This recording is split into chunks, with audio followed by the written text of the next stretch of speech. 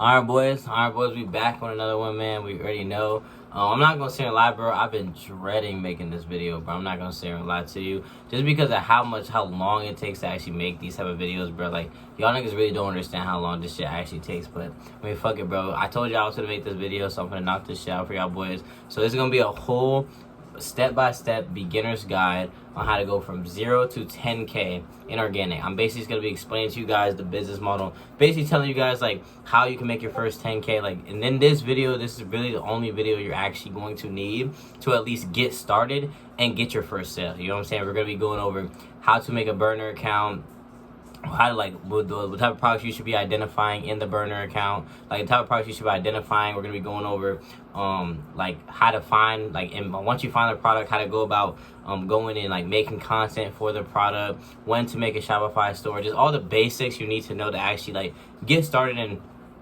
and actually see some type of success with organic, bro. So yeah, let's just get straight into it, bro. If you don't know who I am, my name's Anthony. I've done well over 350K, close to 400K plus in revenue now with organic dropshipping, making consistent 5-figure months. Last month I just did $100,000. You guys can go check out my Instagram. I show all my results every single month when it comes to, you know, how much money I've made in organic. You know what I'm saying? And just I show everything, like all of it. I'm super transparent. I'm not saying no LARPer, none of this shit. Like, I really do this shit. As you can see in the background, like, I'm not sitting here trying to LARP in some big ass penthouse or anything like that. Like, no, bro, I'm just chilling, just doing me, grinding, and like getting to the bag, just like yo. So now, yeah, bro, appreciate you guys watching this video, bro. Remember to like, comment, subscribe, bro. Comment the word hood. You already know, man. And yeah, let's get straight to it. First things first, bro. What is organic dropshipping, bro? So all organic dropshipping is just like regular dropshipping, bro. You go and you find a product. Now you find a product and you market that product for people to see online, okay? And with regular dropshipping, the biggest difference is how people actually see it, okay? With paid advertisement, there's two ways to do dropshipping. You can do organic marketing or paid advertisements. With paid advertisements, it's literally in the word, bro, paid advertisements. So you basically pay for, on Facebook and Instagram or TikTok, you pay for advertisements. So you pay to actually go and get views and have people see your product, which leads to your store.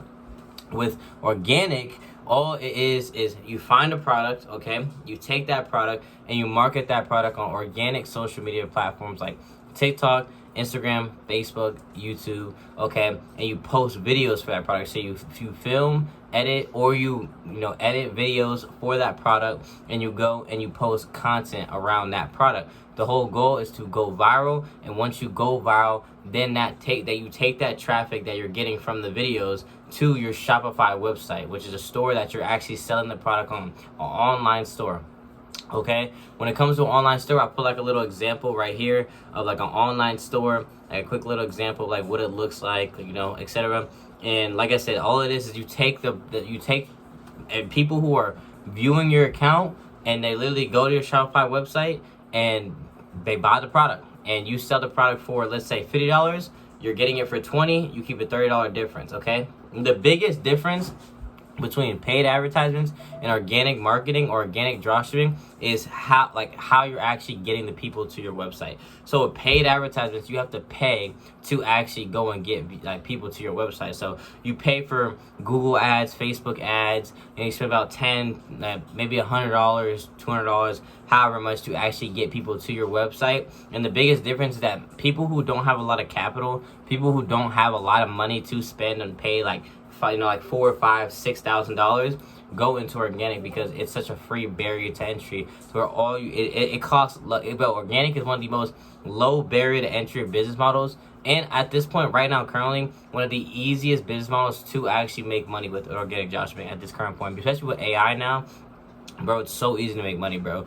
And so the reason why organic is, in my opinion, to start off better, because especially when you have no money, because all you need to make $100,000 in organic dropshipping realistically is like, bro, $500, bro, $500 lifetime. And you should be $500 to $700 lifetime to actually be able to make your first 10, 20, 30, 50, even $100,000 with organic.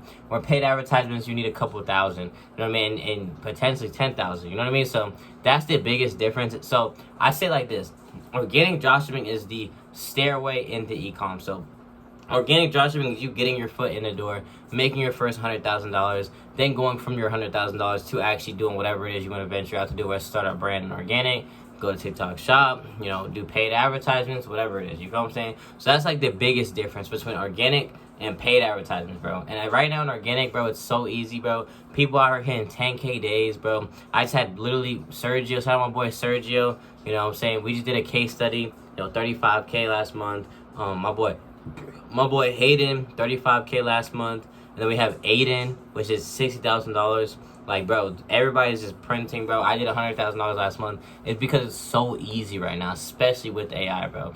So, with that being said, again, all organic dropshipping is you going and you find a product, okay? I'm going to tell you, we're going to get into how to find a product. You find a product, you take that product, and you make TikTok, Instagram, Facebook, and YouTube accounts for that product. You then make accounts for that product that you're selling, market it organically, okay? You're gonna make videos around that product. You get views. Those views, those accounts connect to a Shopify store, like in the link in the bio. I'll put like an example on the screen. It connects to a Shopify store in the link in the bio, and that link in the bio takes them to the website, which then they can buy the product. And when they buy the product, you sell it for 50. Let's say you're getting it for 20 bucks. And the best thing about it is you do not have to hold inventory. So you don't have to hold any inventory when it comes to this, bro. It is completely, you're not even touching the product other than like if you order it to film. But like you don't even have to order it nowadays. You can just rip it through AI, which we'll talk about. But if you order it to film, that's the only time. But you don't have to hold inventory. The supplier, which we have suppliers in my Discord. If you want to go join up TTP, bro, with the Discord link in the bio, bro, we have resources, supplier, themes, everything you're gonna need to actually actually go through the business model. But you go, like I said, and you text to a supplier. They get the product. You pay the supplier the difference. They ship the product out and hold inventory, and you don't hold anything. So you sell the product for 50. Supplier gets it for supplier's charging you $20 for it to ship and have the product and cost of goods. They ship it out. You keep $30. That is the basic like understanding of organic dropshipping, bro. There is nothing else to it. Do not overcomplicate it, bro. There is nothing else to it. It's literally just find a product, market it organically on platforms like TikTok, Instagram, Facebook, YouTube. Then make accounts, post videos, go viral. Take that traction to your Shopify website and link in the bio. They buy, and then you pay the supplier, and then you get a difference.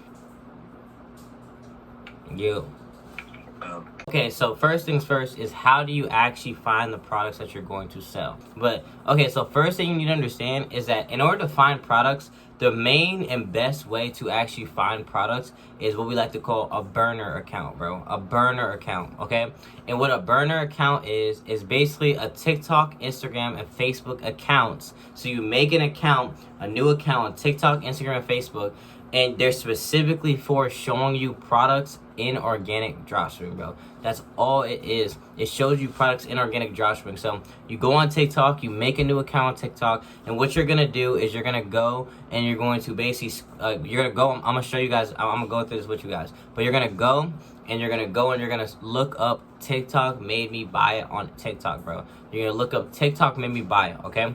And when you look up TikTok made me buy it, it's gonna show you a whole bunch of organic dropshipping products. So products that are being sold in organic dropshipping, bro. That is how you're gonna find. And what you're gonna do is once you find products when you look up TikTok made me buy it, and you're scrolling through, you're gonna go and you're going to engage with these accounts that are selling products in organic dropshipping. Again, we're gonna go through. So you're gonna go on TikTok, you're gonna look up TikTok made me buy it, okay? And then when you look up TikTok made me buy it, you're gonna scroll through to organic dropshipping products, okay? You're gonna scroll through for organic dropshipping products. You're going to engage with them. You're gonna spend 10 to 15 minutes liking, commenting, and favoriting and following these accounts that are selling organic dropshipping products. And it's the same thing as your regular, just like your regular all the mill. You go and you like I said, you like videos and it shows you stuff. Like for instance, if you like playing basketball and you're liking a whole bunch of stuff in basketball while you're scrolling your For You page, the algorithm will show you stuff that has to do with NBA, with a basketball one-on-one.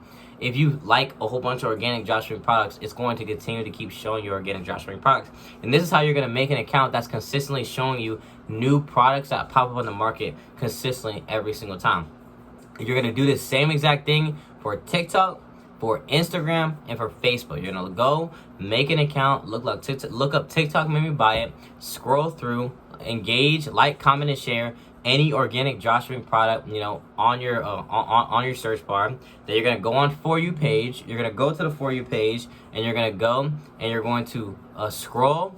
And you're going to basically only like, comment, and follow videos that show you organic dropshipping. So after 15 minutes of looking up TikTok maybe buy it and engaging with those videos, you're going to go on your For You page. Your For You page should start being optimized. It should start optimizing or showing you products that are in organic dropshipping. So it should start showing you products that are in organic dropshipping and are currently, maybe either old or trending, right? And you're just going to keep engaging with those. And within 15 minutes of you actually doing that, you're going to have a burner account. And in that burner account, it should be only showing you products that are in organic dropshipping, bro. So only showing you products that you could sell. And these are all products that are currently being sold in the market and currently trending right now in organic dropshipping. You're going to do the same thing for TikTok, Instagram, and Facebook. And this is how you find your products. And all you're going to be doing is you're going to be scrolling through every single day. You're going to spend about 30 minutes to an hour on each. So you're going to do you're going to spend about 2 to 3 hours a day, every single day, about 2 hours. I say 2 hours. You're going to spend 2 hours every single day scrolling on TikTok, Instagram, and Facebook looking for products, okay? The products that are showing you on the burner account are the products that you can sell or you should be looking. That's where you're going to find your products, okay? Basically, you're going to scroll TikTok, Instagram, Facebook, and you're going to find your products like that. You're going to spend 30 minutes on TikTok, 30 minutes on Instagram, and 30 minutes on Facebook. Then once that's done, you're going to wait 2 hours, and then you're going to come back and scroll 30 minutes TikTok, 30 minutes Instagram, 30 minutes Facebook again. Reason being is because if you scroll for too long on TikTok or you scroll too long on one platform, it's going to keep showing you the same products, and you don't want that. You want to be consistently being able to see the new products that are on the market. So that's why you want to only do 30 minutes per scroll session on each platform, okay? All right, so as we can see here, this is what I call a burner account. So this is a burner account. This is how you're going to find your product. So like I said beforehand, let's just pretend that I literally went and I haven't done anything. This is a fresh account. So all you're gonna do is you're gonna go on TikTok, and it's gonna be the same for when you do Instagram and Facebook. You're just gonna go make a brand new TikTok. Don't overcomplicate it. Don't overthink it. Literally just go make a new email, Gmail. You can use Outlook, at Yahoo, whatever fucking works. Don't overthink it. It does not matter. Just go make a new account and go get a new email and make it the account. So now you have the account. All you're gonna do, okay, is you're gonna go to view. You're gonna go here, and you're gonna go to search, and you're gonna look up TikTok made me buy it. Okay, so you're gonna look up TikTok. You're gonna look up TikTok made me buy it. Okay, and you're just gonna scroll down, and as you can see, boom, right here. This is an organic dropshipping video, bro. So this is organic dropshipping video, bro. All the organic dropshipping videos have these same type of content formats like these, like text hooks like that, etc. So all you're gonna do, okay, is you're gonna go and you're gonna go to this account. Okay, so you're gonna press on the account. You're gonna go to it. You're gonna follow. You're gonna press on his videos. You press on his videos, and you're gonna like, comment, share, watch the video. Just watch the video. And you're gonna do a couple videos just like this. You're gonna like, comment, share, comment, favorite. Just engage with the video, bro. The whole point is you want the algorithm to think that you're super interested in these organic dropshipping videos. And you're gonna leave out of here, and you're gonna keep scrolling. Then boom, okay, boom, another organic dropshipping video. I already liked this video, but let's say I didn't. You're gonna like, you're gonna comment, you're gonna favorite, you're gonna go to his account, right? You're gonna, let's say I unfollow, you're gonna follow his account, and you're just gonna do the same thing for all his accounts. Just watch the videos. Make sure to watch the videos because the algorithm does watch time, bro. Watch time is hella important. Make sure you watch the video. So, boom, let the video play. You know what I'm saying? Next thing, sit there. I'm just pretending, but let's say you want to make sure you watch and letting the videos play, okay? So, engage with them. You've been liking, you're commenting, you know what I'm saying? And you're going to do this for about 15 minutes. You're going to go. You're just going to keep going. You're going to keep looking for, boom, another product right here. This is another game dropshipping video. You're going to follow. You're going to like, and they just started running this product. You're just gonna watch. You're just gonna watch all. You're literally just gonna engage with all these videos, bro. Like, and you're gonna watch them. I'm not watching them because I'm trying to just get through this, but you're gonna watch these videos as well. Like I said, you know what I'm saying? Just keep going. And you're gonna do this for about, like I said, 10 minutes, where you're just going and you're just finding organic dropshipping videos like this, and you're just engaging with them. Literally just engaging with them, showing the algorithm that you are interested in these type of products. Like, you're interested in organic dropshipping products. Same ways when you're optimizing for basketball, you like basketball, you're liking a whole bunch of basketball shit. Once you do that for about 15 minutes, you're then gonna go back to your For You page, okay? And when you go back to your For You page, you're gonna refresh it, and you're gonna just scroll, and boom, organic dropshipping organic dropshipping video, okay? Let's even turn it up a little bit. Organic dropshipping video, okay? And all you're gonna do is you're gonna go, this is looking kind of hard, I'm not gonna lie.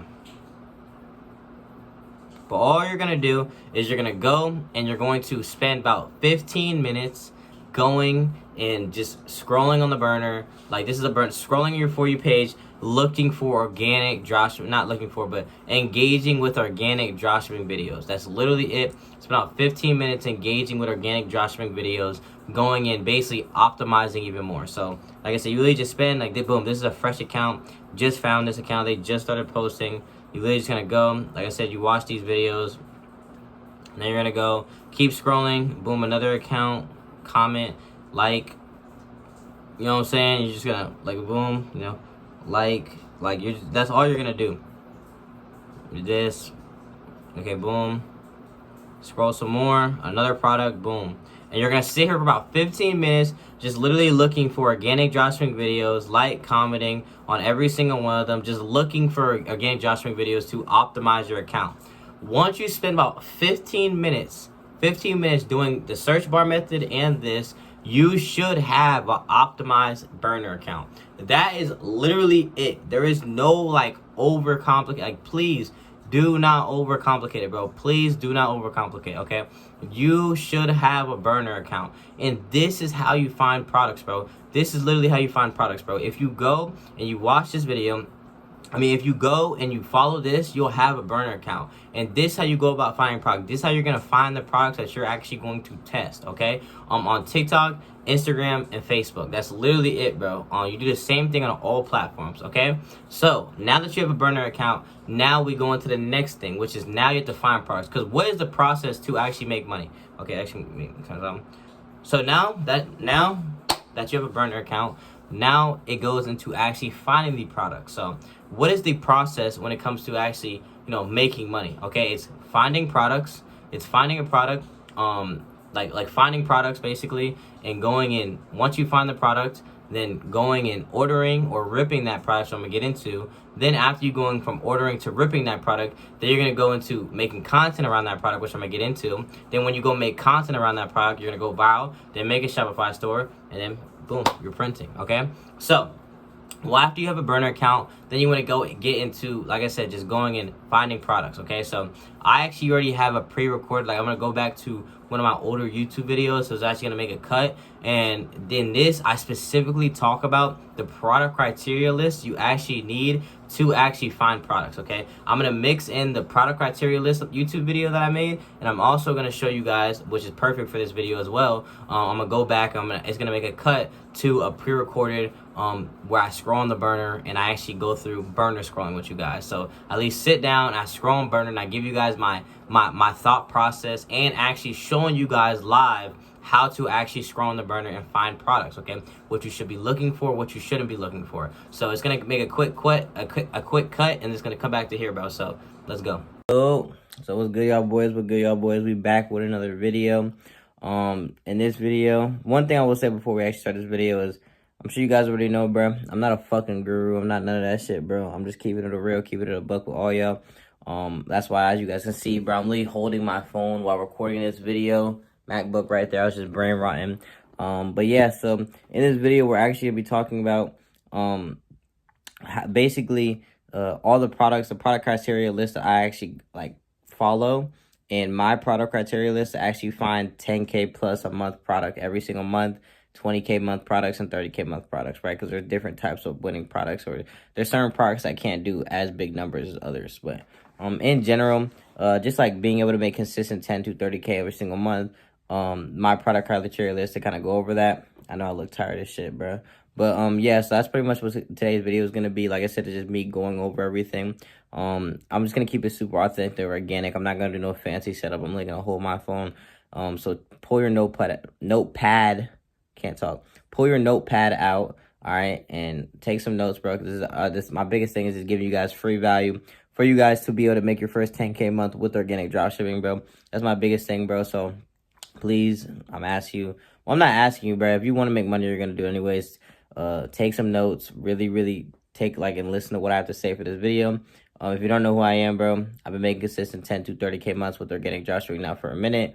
I've done over 150 to 200K revenue with organic dropshipping now. If you want to look at my results, bro, I either show some screenshots on the fucking YouTube video, or I'll go and you go to my Instagram, you'll see my whole, you go to my Instagram, or you can scroll down on my YouTube, you'll see my journey from hitting my first 10K, 20K month, or 25K month. Literally, I have a video of my whole story.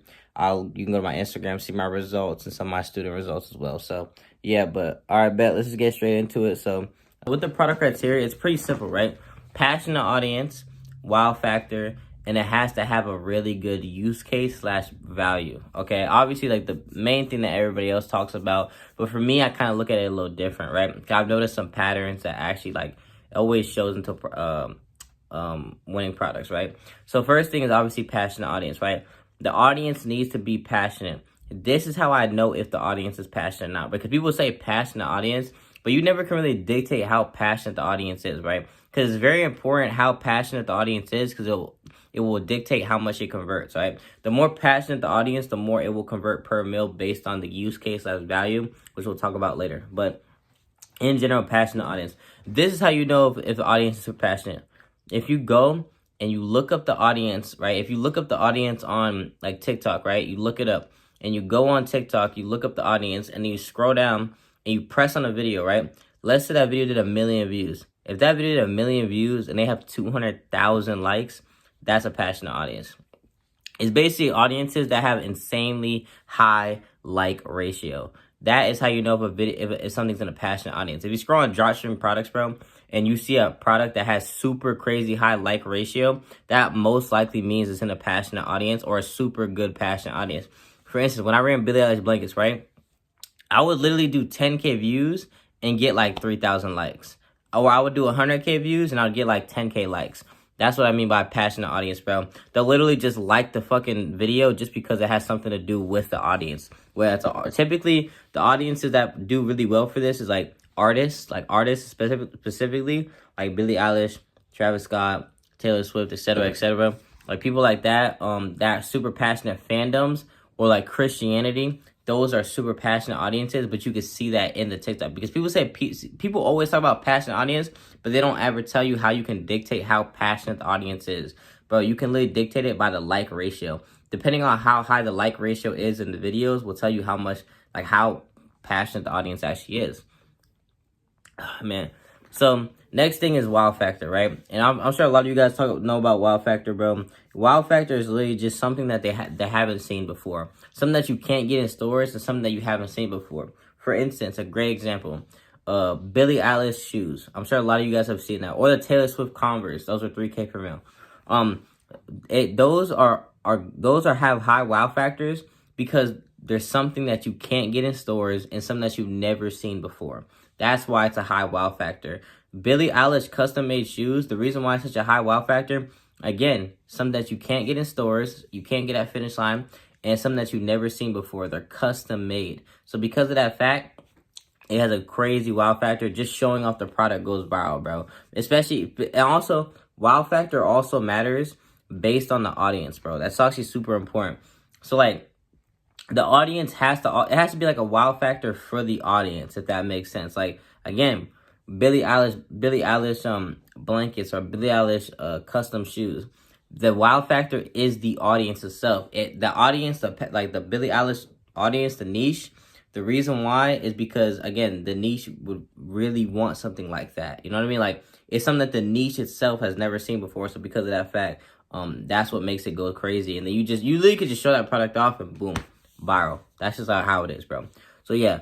And then use case slash value. The reason why I say use case is because it typically depends on the use case, like how often they can use the product. There's different types of value though. You need to understand there's different types of value to people's lives, okay? You need to learn to like, it kind of comes with time in the game, but you need to learn to dictate the use case slash value for each product. For instance, right? So Billie Eilish shoes or Taylor Swift shoes, I know I keep coming back to this, but it's just the easiest thing to reference. Billie Eilish shoes, okay? With Billie Eilish shoes, one of the biggest things is the reason why it's a 5K plus per mil product is because the use case, okay? The use case, it's a pair of shoes. What are shoes? Shoes are something that you wear on a day-to-day basis. You wear shoes every single day. So now they have something that is high perceived value, okay? It is high perceived value, meaning that it can be sold for more than $40 to $50. And on top of that fact, the shoe itself has a high use case. It's something that you can use every single day. Shoes are something that you can wear on a day-to-day basis. Now you market them as custom made and put them in a passionate audience. The use case, again, is something that has a high perceived value. You could sell it for over $50 because typically for me, I don't like running products that I can't sell for like $30 to $40 or more because it has that high perceived value mark on it.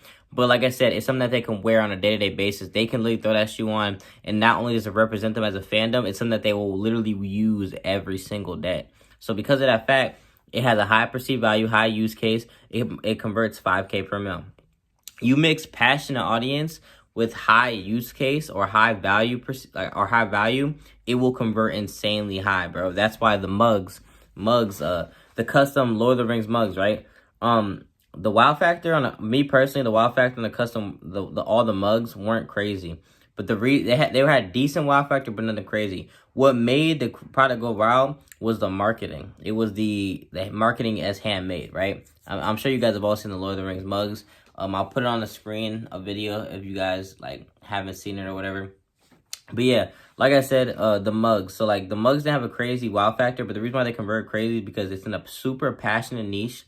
Lord of the Rings, right? Super passionate in the use case of a mug. What is a mug? A mug is something that you can use every single day to drink out of, okay? People drink cups all the time, bro. People use mugs, so it's a coffee mug or whatever it is. So not only is it super giftable, right? That Lord of the Rings mug is super giftable.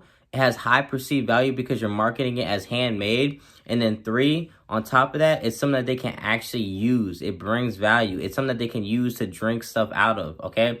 Which a lot of people, especially dads, love mugs, bro. And that niche is like full of like older people, bro. So that's my point. The reason why the Lord of the Rings mugs convert 5 to 10K per mil is obviously the marketing, which is the handmade marketing. But it was also the passionate audience mixing with the use case. For instance, a bracelet. Lord of the Rings bracelet only converts like if you do a Lord of the Rings bracelet, it's gonna be like 1.5K per mil.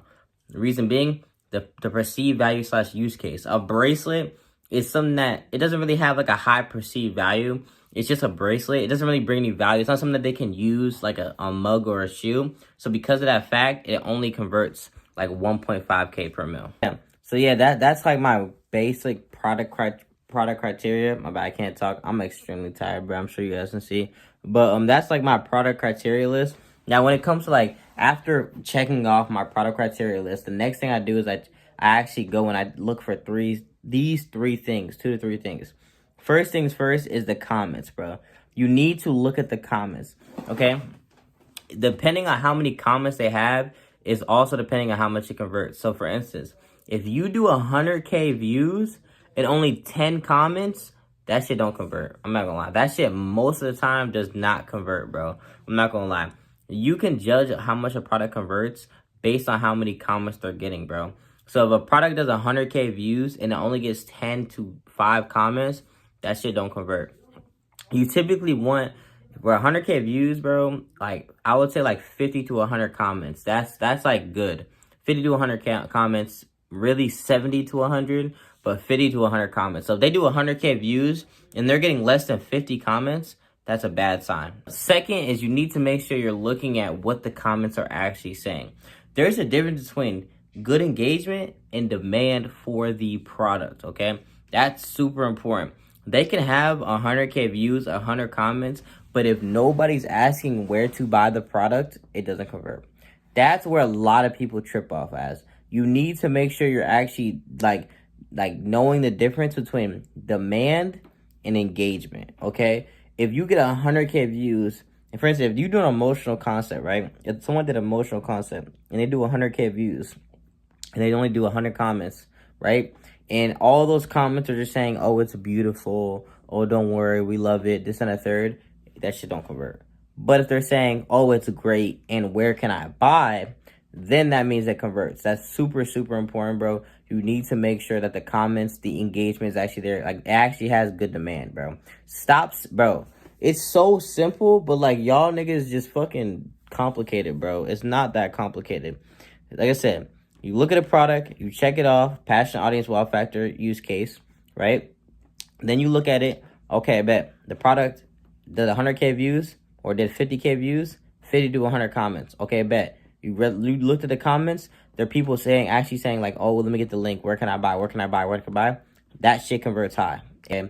But yeah, like I was saying, passion, audience, wow factor, use case, check all those things off.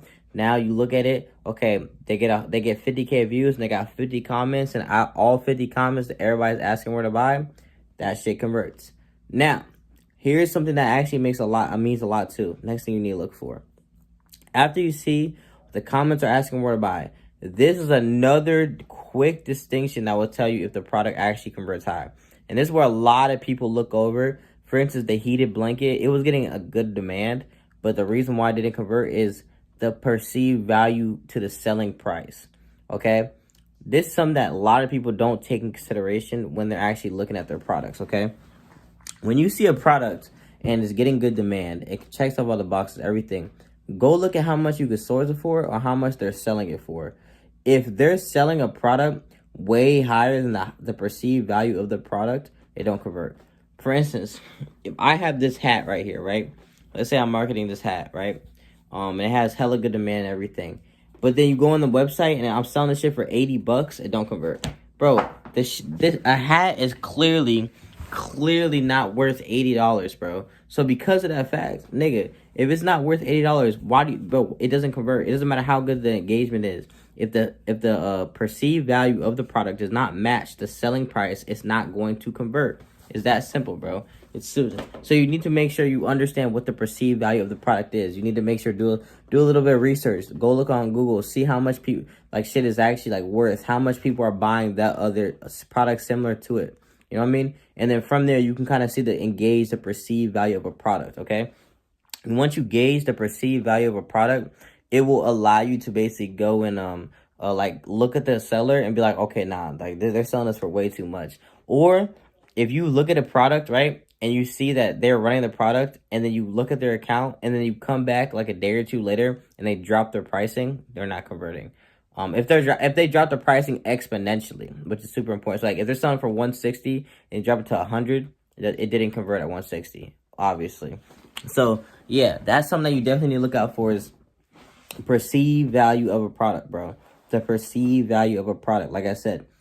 So after you check out passion, audience, wow factor, use case, and then after that you look at the comments, everything's looking good with the comments. Everybody's asking where to buy. They did 100K views and 50 to 100 comments. Everybody's asking where to buy. They're not just saying, oh, it's great. They're actually asking where to buy. And then you look at the seller, the perceived value of the product actually matches. Because people were so surprised when you guys know the little ball, like the little electronic ball that shows shit, like the Christmas ball. Remember when they did the Christmas ball, where they did the little ornament and it was like a crystal ball, but it played the baby shit, the memories. I'll put a screenshot up here if I have one. That shit was 1K per mil, bro. Reason being, because the fucking perceived value was not the same as the selling price. They were selling that shit for $90. Bro, it was just a fucking ornament, and they were selling it for $90. Of course it doesn't convert, bro. It had good value. It had checked off all the boxes, a good engagement, everything. But because the perceived value was not the same as the product, it didn't convert, bro.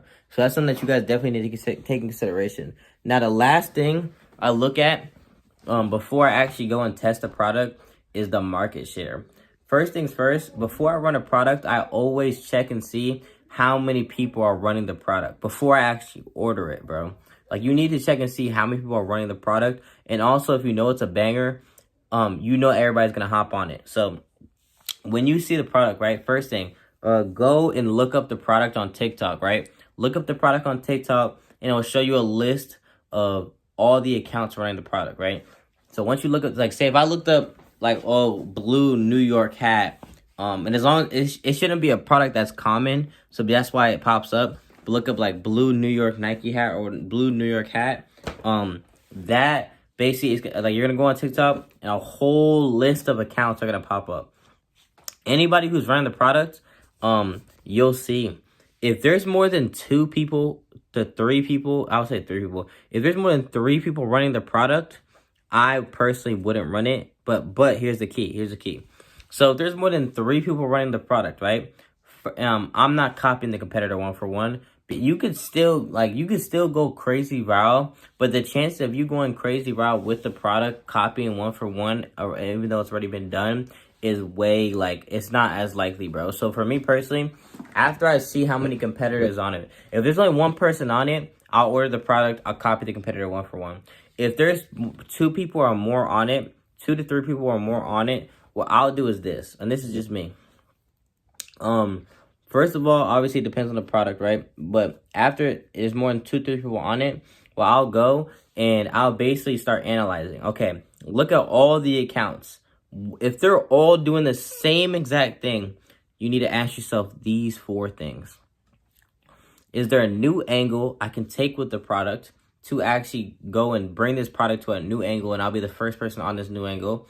What you can do is ChatGPT, literally just ask ChatGPT, what are some passionate audiences or passionate niches for this product or what are some passionate audiences or passionate niches that would also want whatever product it is that they're selling?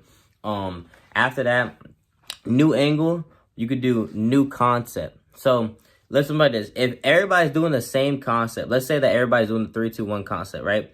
And you can go and do an emotional concept with that product, that will make you blow up. If you go and be the first person on emotional concepts with a product, you'll blow up, like, immediately, bro. Almost every single time for me personally, it's always worked. Just go and bring emotional. Or you could do run to IKEA. If nobody's done run to IKEA with the product, you could be the first person to do run to IKEA. The goal is to just go viral and get the primed accounts to solidify yourself as a competitor in whatever new thing that you did. So, for instance, an example on the new concept is the Fourth Wing book nooks, right? That shit was brought back like about a month ago. People ran that and brought that back. The only reason it was being able to be brought back is because people were just slapping on emotional with it. So now it's a new ad format. Because they did a new ad format, new concept that nobody has ever done before, they were able to bring that product back to the market. And that's what I mean. You can go and do a new viral ad formats that nobody has done and go viral with the product. So new angle, right? Can you do a new angle with the product? Can you do new viral ad formats? Can you take it to a new platform? For instance, if you go on everybody's accounts and you go and look and nobody's posting on YouTube, Facebook, possibly Instagram, which is highly unlikely, but mainly YouTube and Facebook, you can go just take it, post the product on YouTube and Facebook, and you'll print money because you'll be the first to that platform. So you can either ask yourself that, or you can ask yourself new country, which is more advanced, but a lot of people slack on it, is taking a product and taking it to a new country. But if you take it to a new country, you'll be the first in that country. Make sure the product makes sense for that country, though. That's super important. Don't just bring a product to any country, bro. Like, make sure it makes sense that the whatever it is audience that you're selling to is actually passionate and in that country for whatever it is you're selling to in that country. But yeah, you ask yourself these 4 things. Is there a new angle you could take, a new concept, a new country, or a new platform, right? That's what I ask myself. So if there's more than 3 competitors running the product, then I'll ask myself these 4 things. And if I can find one thing out of those 4 things to do, then I'll run the product. If not, I'm not going to run the product. I'll let it go because I just don't see like any market share for me to actually go in and print hella money. So yeah, just to do a little recap. Passionate audience wow factor use case. I went over that. Go back if you want to see. Then you go into looking at the comments. You want to go look at the comments. If they do 100K views and they're getting 50 to 100 comments, it's a good sign. Then you're going to go look at the demand. If they're getting 50 to 100K views and everybody's asking where to buy, it's a great sign. If they're not, and they're just saying like, oh, it's a good product, or they're talking about everything other than actually asking where to buy, it's not a good sign. Then going and you go on their website and they're selling the product for the actual good perceived value, that's a great sign. That means the product converts, everything's checked off. Again, then the last thing to check is the competitors, how many people are running it. If there's only one person running it, great sign. Or the product, you're printing money. If there's 3 people on it, ask yourself, is there a new angle I could take? New concept, new platform, new country. You could ask yourself these 4 things, and if you can find one thing to do it, then order it, you're going to print money. If not, then you're cooked. That's my product criteria list. That's how I kind of basically go and like filter out what products to run and what products not to run. All right, so as you guys can see, this is my screen. Let's just get straight to it and kind of like just really showing you guys what it looks like. And it feels like an eternity since I had you here with me, since I had to learn to be someone you don't know, to be with you in paradise. Okay, so this product, as you guys can see, I just paused it. First of all, this concept doesn't convert that high. You guys gotta understand one thing. If you are running a product and you're doing concepts like these, modern art, Labubu, etc., do not expect to get sales if you go viral. These concepts go viral, but they don't get sales, bro. That's one thing to keep in mind. Now, with this product, as you guys see, it's an AI emotional product. So what is it? A tote bag. Let's look at their account. 5K views. They just started running it 3 days ago. Whoever leaves a comment on this, thank you from the bottom of my heart. So it's a native purse. So this isn't a bad product, to be honest with you. This is not bad. This is not a bad product. This product I can see with this type of marketing convert like 3 to 5K per mil. Reason being is because first things first, there's products similar to this product that has already made money. All they did was they took a product that's already made money and they just took it to a new niche and with a new variant. So for instance, right, the fantasy bags. I'm sure you guys know. I'm sure you guys know, bro. The dragon bags printed a shit ton of money, bro. So, don't scroll. I just want example. to show you what I've been making.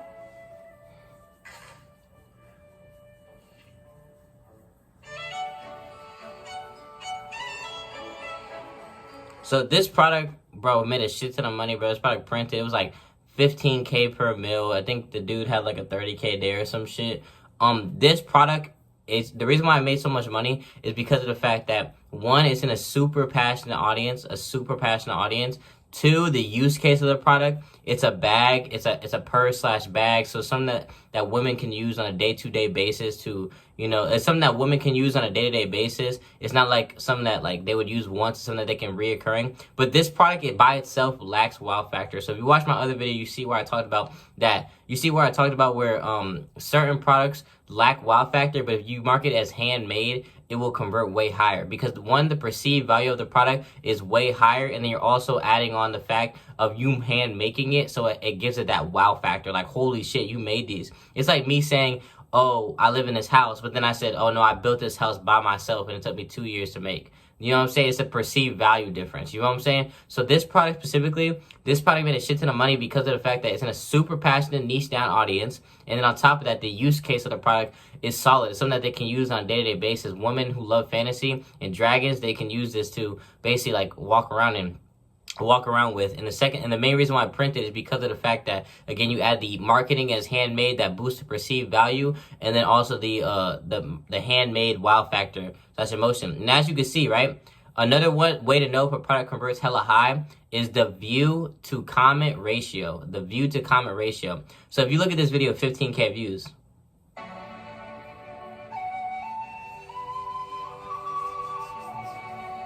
I don't know. So if you see 15K views, 78 comments. 15K views, 78 comments, 839 likes, bro. The view to comment ratio on this video is insanely high, bro. It's insanely high, bro. This is like I don't even know, what is this, like fucking 4 comments at every 1,000 likes or a comment, 4 comments at every 1,000 views. It's insane, bro. If you, for instance, another great 100, bro, look, just watch 175k views. Look, Please don't scroll. 175k views, 1,257 comments, 15k likes. The view to comment ratio and the view to like ratio is insane, bro. The percentage is crazy, and this is a great sign that this product converts high. And then this another thing, there's a difference between engagement and demand, but you guys need to make sure that. So if we look at the video, that's beautiful. Oh, they're talking about how it's AI, beautiful, beautiful. How much for the women's bag? Not my style. You are one. It's amazing. Your work is beautiful, amazing, nice work. Where can I buy one? Wow, wow, wow. A lot of people are saying it's amazing. So for this is where it gets a little tricky, right? And this is where a lot of people fuck up. So the reason why this product is still converting hella high, even though this engagement, like no one's asking where to buy, they're just saying it's cool. Bro, when the view to comment ratio is this good, it doesn't matter. So like, yes, there you want to make sure the demand is there, like they're asking where to buy. But if the view to comment ratio is this insane, where they're only doing 100k views or 175k views, and they're already getting 1,200 to 1,500 comments, that is a great sign that this product converts, even if not everybody's asking where to buy. So this product made a shit ton of money. So all the first product is, this product is just another variant of that first product. And it's also targeted to another winning audience. Because if you guys know the Native American jewelry, that made a decent amount of money too. So this is already a proven winning audience, on top of it also being a proven winning type of product. You feel what I'm saying? So they just brought it to the market. So this is a product that I could potentially run. This is a product I would potentially run. You know what I'm saying? The design could be better, but like, this product I can see converting 3 to 5k per mil. Let's see. 1,000, boom, look, 1,000 views, 8 comments. The same type of comments and engagement. So you need to make sure you're understanding patterns, bro. So that's how I would look at this product. Then if I were to run this product, the next thing I would do is I would look up how many people are actually running the product. This guy said, so boom. $70 for your... So if you and who I parks? don't know. So I'm over here looking. I don't see that many people actually running the product. You. Shut up. Yeah, no one's really running this product, bro.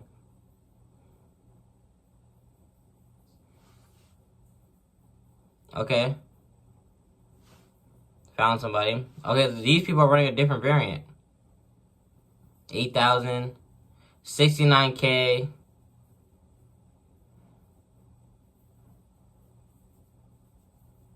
As we can see, 370 comments out of 69k views.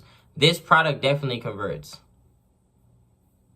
As you can see, they're getting decent traction. They're obviously using the AI to see how much they're selling it for. Oh, I can't even press the link in bio. But yeah, this product is something that I would potentially test. Like, I would potentially test this product. If view to comment ratio is good, has a good use case in a super passionate niche, you know what I'm saying? Like, this is a product that I would potentially test. And so, let's keep going.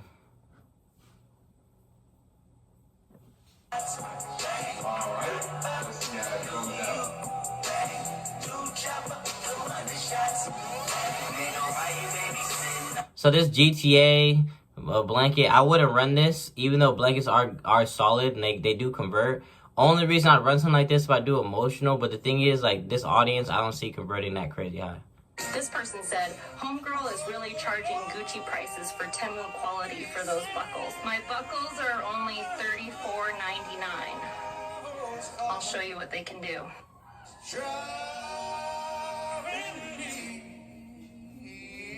As you can see, so these are belt buckles. Okay, so these belt buckles printed a shit ton of money, bro. If you look up the original, the original, because they're doing Native American, right? So the reason why they came in, this is a great example. And when I say with this, I always say this: strategize before you actually start running products. But you need to be bro. Organic dropshipping right now is a strategy game because you can rip content. There's AI now. Like, obviously you can film, but organic dropshipping is a strategy game. So when I say strategize, I basically mean shit like this. So what they did is, this is already a proven winning product, bro. This product already printed a shit ton of money in a different audience. They took this winning product and they took it to a different audience, bro. So this product, 76K views, 582 comments, bro. 582 comments. You see my point? Bro, and the reason why this product is good is, one, it has an actual wow factor. So if you're looking at these emotional AI type products, a lot of the products that you're seeing lack wow factor. They don't look like they were handmade. They don't really have a crazy wow factor. They need to have a wow factor, at least a decent wow factor that you could turn to a crazy wow factor when you market it as handmade. The reason why the belt buckles are doing good is because it's not just any belt buckle. It's not like a random belt buckle. The reason why these do good is because it's a belt buckle, but it also has a lighter and it also has a knife inside them, bro. So it's something that the audience would actually use. They're knives and they're also lighters, bro. That's the reason why this product does so good. Look, it's a custom belt buckle that has a knife and a lighter inside them. That's why these belt buckles did so good, bro. This is not just any normal belt buckle. It's a belt buckle that actually has a use case to it. And for that audience of Native American Western, this is something that they would actually use. They'd be doing stuff like with hands on, cutting stuff up. You know, a lot of them smoke, so they have cigarettes and stuff like that. So they would use the lighter. Like, this actually has a use case. So because you're marketing it as handmade, and then on top of that, passionate niche, whether they're Westerner, cowgirls, etc., cowgirls or Native Americans, bro, these are two super passionate niches. And what they did, all they did for this product is they took it already winning product in the cowgirl niche, or the cowboys, whatever it is, and they brought it to Native American, and that's why it printed so much money. So this product, I know for sure, is printing probably 5 to 10K per mil, and then on top of that, again, it has a really good use case, bro. So this is what I mean. And then, for instance, the moment I see this product, okay, this is a product that I would run, right? So I'll take this. I'll look up. I would immediately look up, bro. You always look at how many competitors are actually running the product.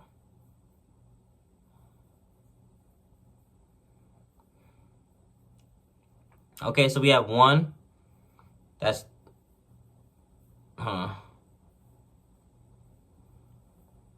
So we have one.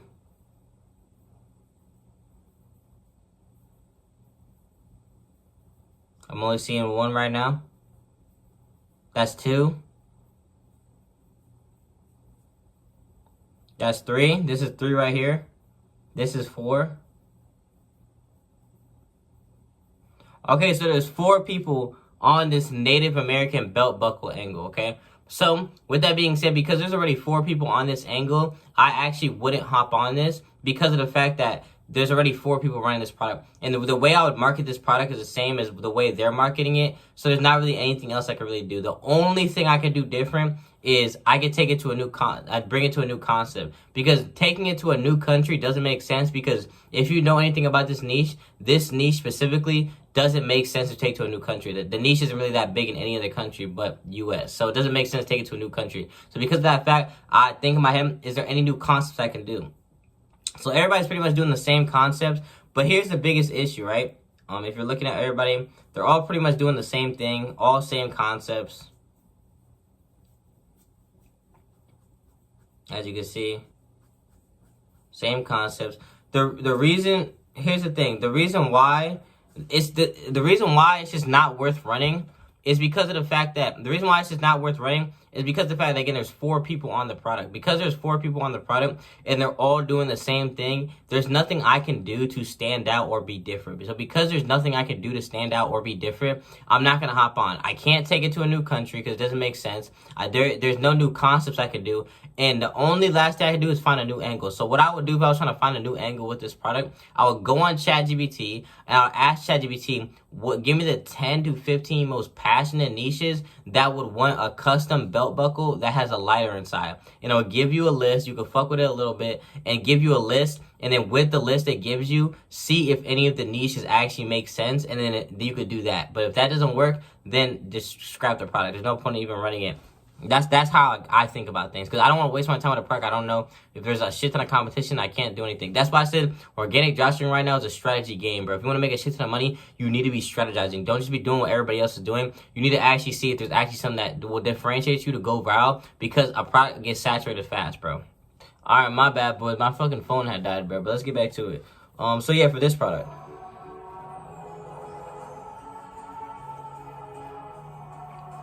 Okay, so what are these products? Again, another handmade product. So this product, this is just a custom bookmark. The reason why I wouldn't run this product is because the wow factor is just a little too lackey for me. And then on top of that, the perceived value of the product is hella low. Even with marketing as handmade, it's still like hella low perceived value, so I wouldn't touch it.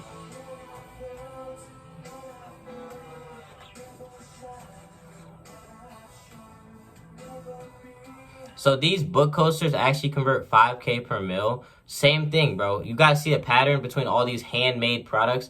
Super passionate niche, super passionate audience. On top of that fact, like, what is this niche in? This has been the book niche.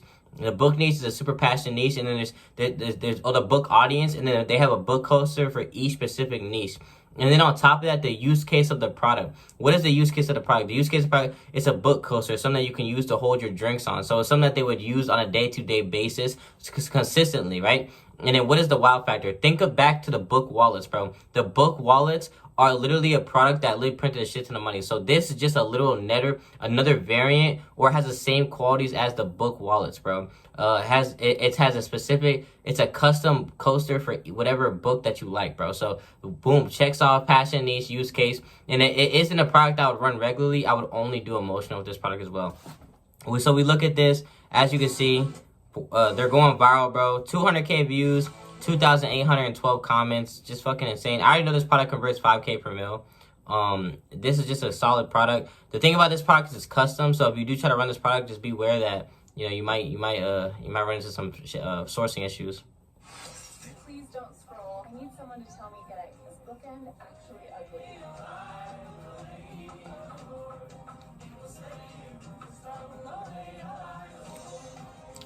I've seen this product. This product I wouldn't run. Maybe it's a million because this book nook, it's been around for a long time. I know for a fact. It's been around for a long time, so the market share is kind of low. And then on top of that, like, it's just a book nook. Like, book nooks themselves did print, but this is just one variant. And the reason why the book nooks printed is because you had so many different variants that it was so many different niches to target. That's why it printed so much money. So I wouldn't run this. Again, if you were to look at this product, all you had to do is look up Dragon Book Nook, and you would see a shit ton of different audiences for this product. Like, boom, one. I've done a big update to the original. Transform your space. Unveil your So yeah, there's only been like one other person who ran this product, but it's just not worth running.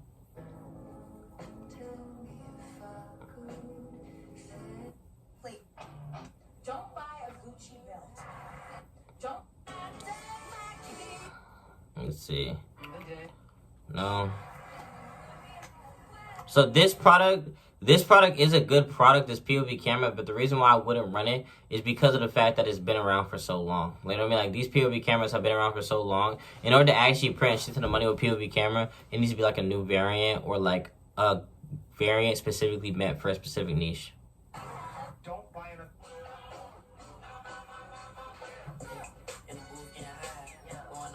No. Love our veterans.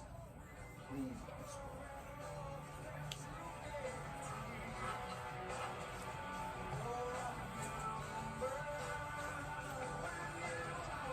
So I actually seen this product earlier. This product, bro, this is why you always test it. So I seen this product, I was like, this actually might convert because of the fact that the military blankets printed money and other military products. I test ordered this product, and this product was like, bro, this product had like 15 orders, bro. And look how viral they were going. Bro, look at this shit. They had a video do 109K, 18K, 1.1 million, but they only had 14 orders, bro. So that's why it's super important to test order. If you don't know what test ordering means, it means that you order the product on the website, and it will tell you order number, and you calculate the order number to the pricing to see, like, basically however much they're charging the product. Let's say they're charging the product for $40. Like, for instance, right? You go to his store, right? So he's charging $58 for the product, right? So $58, let's say he had 15 orders. You calculate 58 times 15, and then that's the number, how much money he's made, and then calculate that and then, like, round up how much money or how much views he's done. And then once you round up how many views he's done, then you calculate how much views has he done per amount, how much money he's made, which is the per million views. And that will allow you to guess, like, how much is converting per mil. But this shit did not convert at all, bro. Don't run this. But actually, it isn't a bad product. it kind of lacks wow factor because it's not like the belt buckle where it has like a knife or a lighter in it. So because of that factor, it does lack wow factor. If you're already finding really decent Viking bags are gonna go viral, this is embarrassing. Again, what is this? A literal another variant of the of the dragon bag, bro. You see like what people are doing. This is what differentiates you and allows you to actually print money in organic, bro. Being different and doing what works, but not just hopping on. So this dude didn't just hop on the dragon bag. He brought his own specific variant for a new niche, Vikings.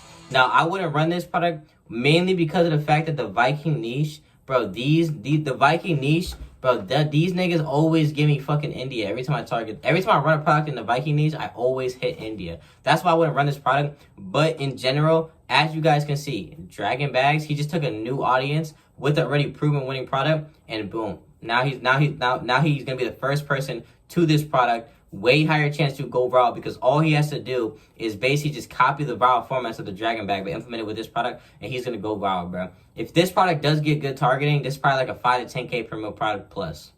Bro, it's already a winner. It's a proven winner of another winning product. So immediately when I look at this product, I know for a fact, I know he's the first thing on this product, but immediately when I look at this product, I would immediately save it, and I would look in my head, okay, I've seen this product, right? So because I've seen this product, I know somebody else is going to see this product. So it's either two things. I either take the risk and just copy what he's doing, or I be different. So if I was trying to be different with this, I would immediately think in my head an avatar, or I would find a new avatar that makes sense for this product, and I'd be the first person to run that avatar, a custom avatar that makes more sense than this dude for this product to the market, and that's how I would differentiate myself.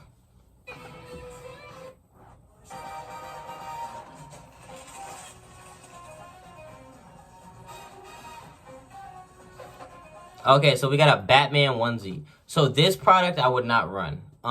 So this is another variant of a winner, the silly onesie. I don't know if you guys know what I'm talking about. So for this product specifically, the reason why I wouldn't run it is one main reason: the audience. Audience doesn't make sense for this product, but the audience is hella, like, the audience wouldn't buy something like this. You feel what I'm saying? Like, yes, it has a use case as a onesie, something that you can sleep with for couples, but one, it just doesn't make sense. Like, the audience wouldn't want something like this. But when you think of the Batman audience, bro, it's a whole bunch of older niggas, or like guys. They're not buying a fucking onesie, bro. You feel what I'm saying? Like, the audience just doesn't make sense. And also, the audience doesn't really, like, any Marvel product, most Marvel products don't convert that high to begin with. That's the thing. So, like, this product already, immediately, I know, based on the audience, isn't a good product. Because of the fact that the audience isn't that great, and the audience for this product isn't, like, the best. You feel what I'm saying? So, I would scroll past this product. So this comment said, I would rather get my... Boom, we ran into the handbags. Don't buy a Gucci bag. Native American, boom, another person run a Native American bag.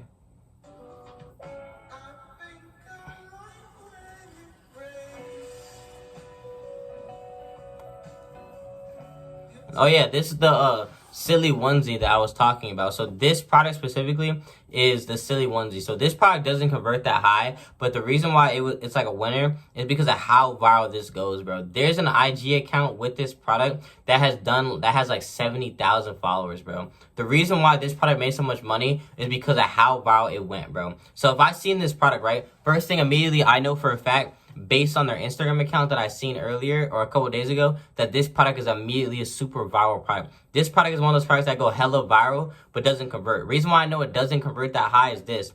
If we go look at their engagement, let's see. So 3 million views, only 1,000 comments. That isn't that great to begin with. 400K views, only 200 comments. So that means that the view to comment ratio, it's not shit, but it's nothing crazy. If we go look at their most viral videos, okay, so 331K, that's not bad. Let's see.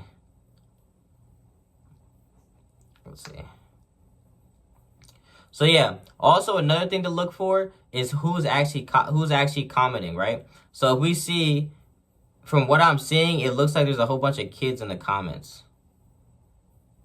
Let's see. Yeah, this is definitely a kid. Okay, yeah. So this is definitely a lot of kids. So here's the thing with this product, right? First things first, if this product is a super viral product, main reason being, like I say, if you go to their Instagram, you'll see that there's a shit ton of views that they've done. They've done a shit ton of views with this product. So because I know they've done a shit ton of views with this product, I immediately know it's one of those products that go hella viral. So now I have to ask myself, is there a market share for me to also come in and do a shit ton of views, right? For this niche, what is the niche that they're targeting? They're targeting boyfriend, couples, a onesie for your girlfriend. That niche is huge, bro. The audience for that product is humongous. So because the audience for that product is humongous, I know there's market share for me to come in and do 50 million views, 20 million views, etc. This product is a meme product. This product converts 1K-ish, maybe a little higher, It's not the highest converting product, but the reason why this product prints money is because of how viral it goes, bro. That's why this product prints money.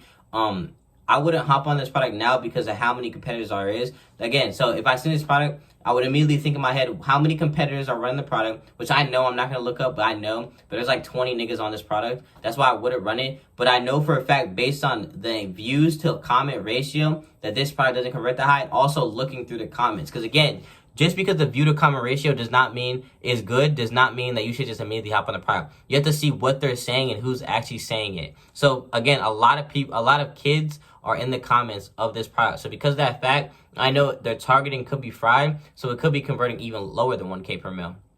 The reason why I wouldn't run this product now is because of the fact that how many people are on it. But when you first seen it, this is a product that I personally think is worth testing because of how viral it can go. But just by, and again, if you want to know if a product is capable of going crazy viral, is you first proof of concept. Somebody else most of the time has already went crazy viral with the product. So then you can come in and you want to say, okay, they've done like 50 million views with this product. Okay, so there's proof of concept that this product can also do 50 million views. Then it's like, okay, well, how big is the market share for this product? Okay, it's couples, right? Couples is huge, bro. It's like multi hundreds of millions. So there's a lot of market share for somebody else to come in and actually do a shit ton of views with that product. So boom, checked off the market share. Second, is there something new you could do, or is there not a lot of comp on this product? Yes, there's not a lot of comp on this product. So because there's not a lot of comp on this product, I know for a fact that I can come in and there's still room for me to actually come in, because if a market share of a product is hundreds of millions, and this product is doing millions of views, there's at least 4 to 5 niggas who can actually come in and do a lot, like do that many views as well. Third thing is, again, proof of concept. If you guys know the shark onesie, the shark onesie made a shit ton of money, bro. The shark onesie made a shit ton of money, but it wasn't that it was converting hella high. It was because of how viral it was going, hundreds of millions of views. That is why it goes viral. So this is just literally another variant of that product, and that's why this product could be worth running if you were like the first people to see it. And then I would also test over them as well to see how much money they made.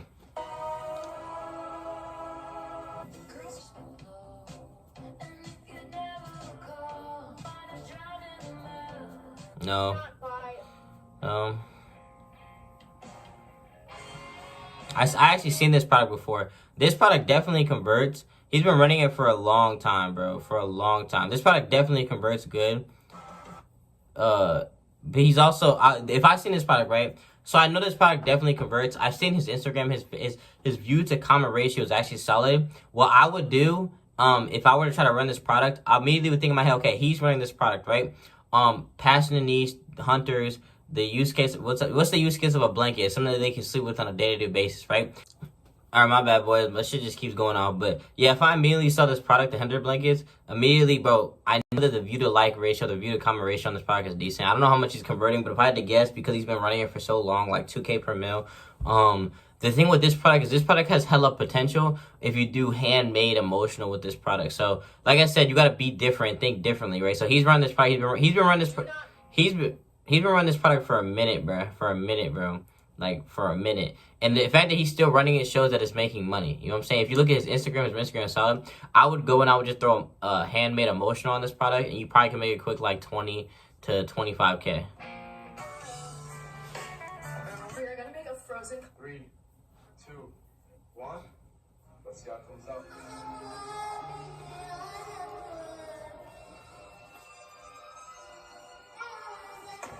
Okay, so this product's been around for a minute. The thing with this product is that this product, it kind of like it doesn't convert that high, and it actually doesn't like solve that big of a problem. This product's like 1K per mil. It doesn't even go that viral. The reason why this product is like mid is because, like, if you actually think about it, bikers don't need this at all. Why would they need this? It's like they don't need autoplay, CarPlay for the bikes. And so like this product actually doesn't convert. If you look into the product, the view to like ratio is mid. The use case is pretty mid as well. Like something I wouldn't run. 3, 2, 1. Why do people leave such nasty comments? Bless me. 3, 2, 1. My way. Whoever leaves a comment on this, they Failing hat business. So this product, I've actually been seeing this product on the market. There's like these hats. This converts, I'm guessing, by how many people are hopping on the product. So for me, if I were to run this product now, like try to hop on this hat, there's already like 3 other niggas running this product right now. Immediately, I'm gonna try to find a new audience to take with this product, bro. I immediately would try to find a new angle, Native Americans, maybe something like that, because bro, this product is about to get ran through. I mean, it definitely converts based on like how many people are hopping on it. And again, also, this product lacks wow factor. So this is one of those products that would never make money unless you do handmade emotional. But it has potential to make a shit ton of money if you do emotional with it. Like I said, the use case, it's a cowboy hat. Bro, it's something that cowboys wear all the time. It just lacks wow factor. It's not intrinsically wow. It's not a product that I would push to run unless you were to do handmade.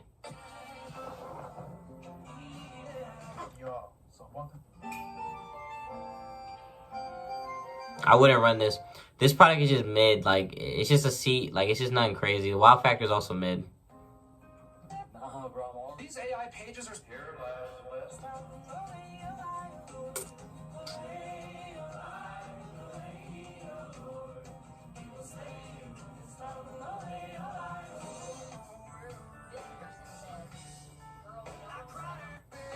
Redo the images on my. Excuse me. Nothing crazy. These girls actually slay up.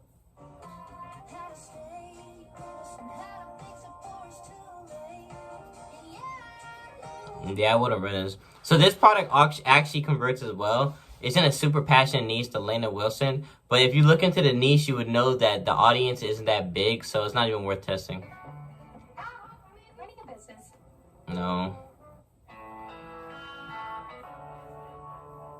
No. Oh, okay, so this product prints hella, bro. The boot wallets, bro, these printed hella, bro. It's like 8K per mil. The issue with this product is that it's harder to go viral with because of the fact that it kind of lacks a little bit of wow factor. But if you do the handmade emotional, there's people who are hitting 10K days with this product. So it's really just about you going viral. It's just this product's a little harder to go viral. But if you do handmade, you print money. 3, 2, 1. Let's see how it comes. So this product actually had 10K months. This is like a shittier variant of it from what I'm seeing. It's like a shittier variant. It's nothing crazy. I personally wouldn't run it now just because of how long it's been around. Because for instance, okay, great. This is a great example. So this product has been around, bro. Like if you look at Tipsyland. Oh, actually.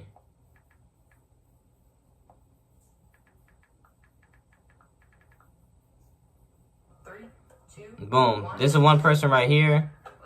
This is two people. 3 people. 4 people. 5 people. You see what I'm saying? Like there's hella people on this product, bro. So like this product is a perfect example of a product that a lot of beginners, well, they'll find a product, but they'll run it even though it's been around hella. And also if you look here, if you look down, if you scroll all the way down, hold on. Oh, they just started picking it up. Nah, that's crazy. If we scroll down to how long he's been running it, look at this shit.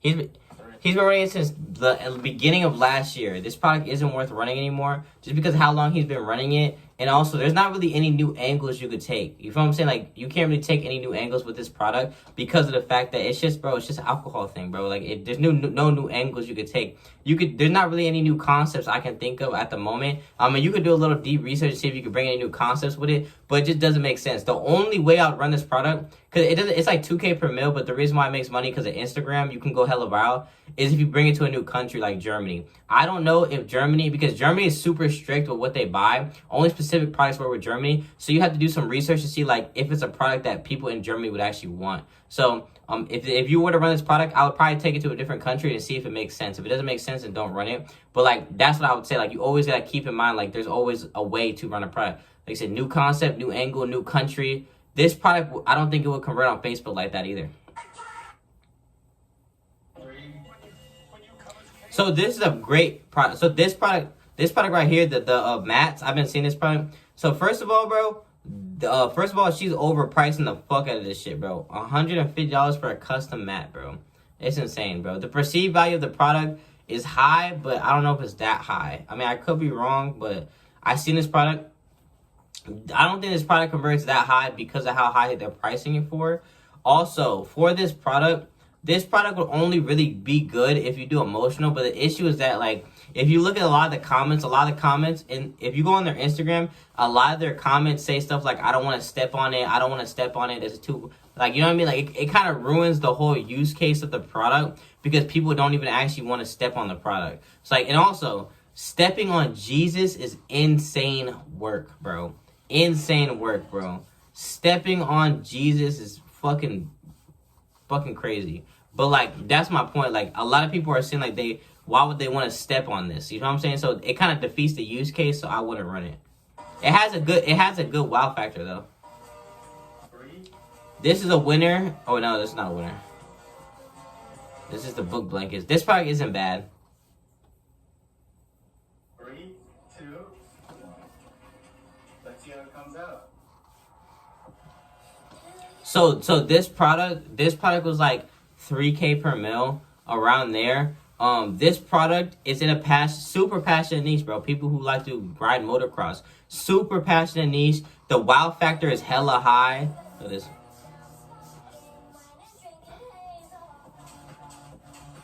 As you can see, wow factor is already a hella high. It's a product that records you while you're riding your motocross, like your ATV motocross, whatever it is. That's super crazy wow factor. And on top of that, the use case is good. It matches the angle it matches the niche itself because the niche is passionate about riding motocross, and this allows it to record while riding motocross with goggles, which is something that they already use, so they wouldn't mind buying. And then if I seen this product, which this product's been around, I wouldn't recommend running it now. But if I first seen it, I would immediately go see how much they're selling it for, which I already know how much you can sell this for, like $150. That matches the perceived value of the product because goggles, especially for skiing, or stuff like this, go for like $150 to $130. So it matches the perceived value of the product, right? So, like I said, a good use case, and also there's already proof of concept. There's other products out there just like this product that has printed money. Ski goggles, POV camera, POV water goggles, like all these products have printed money. So this is a per example of a proof of concept. So with this product, this is a good product. Like this is a product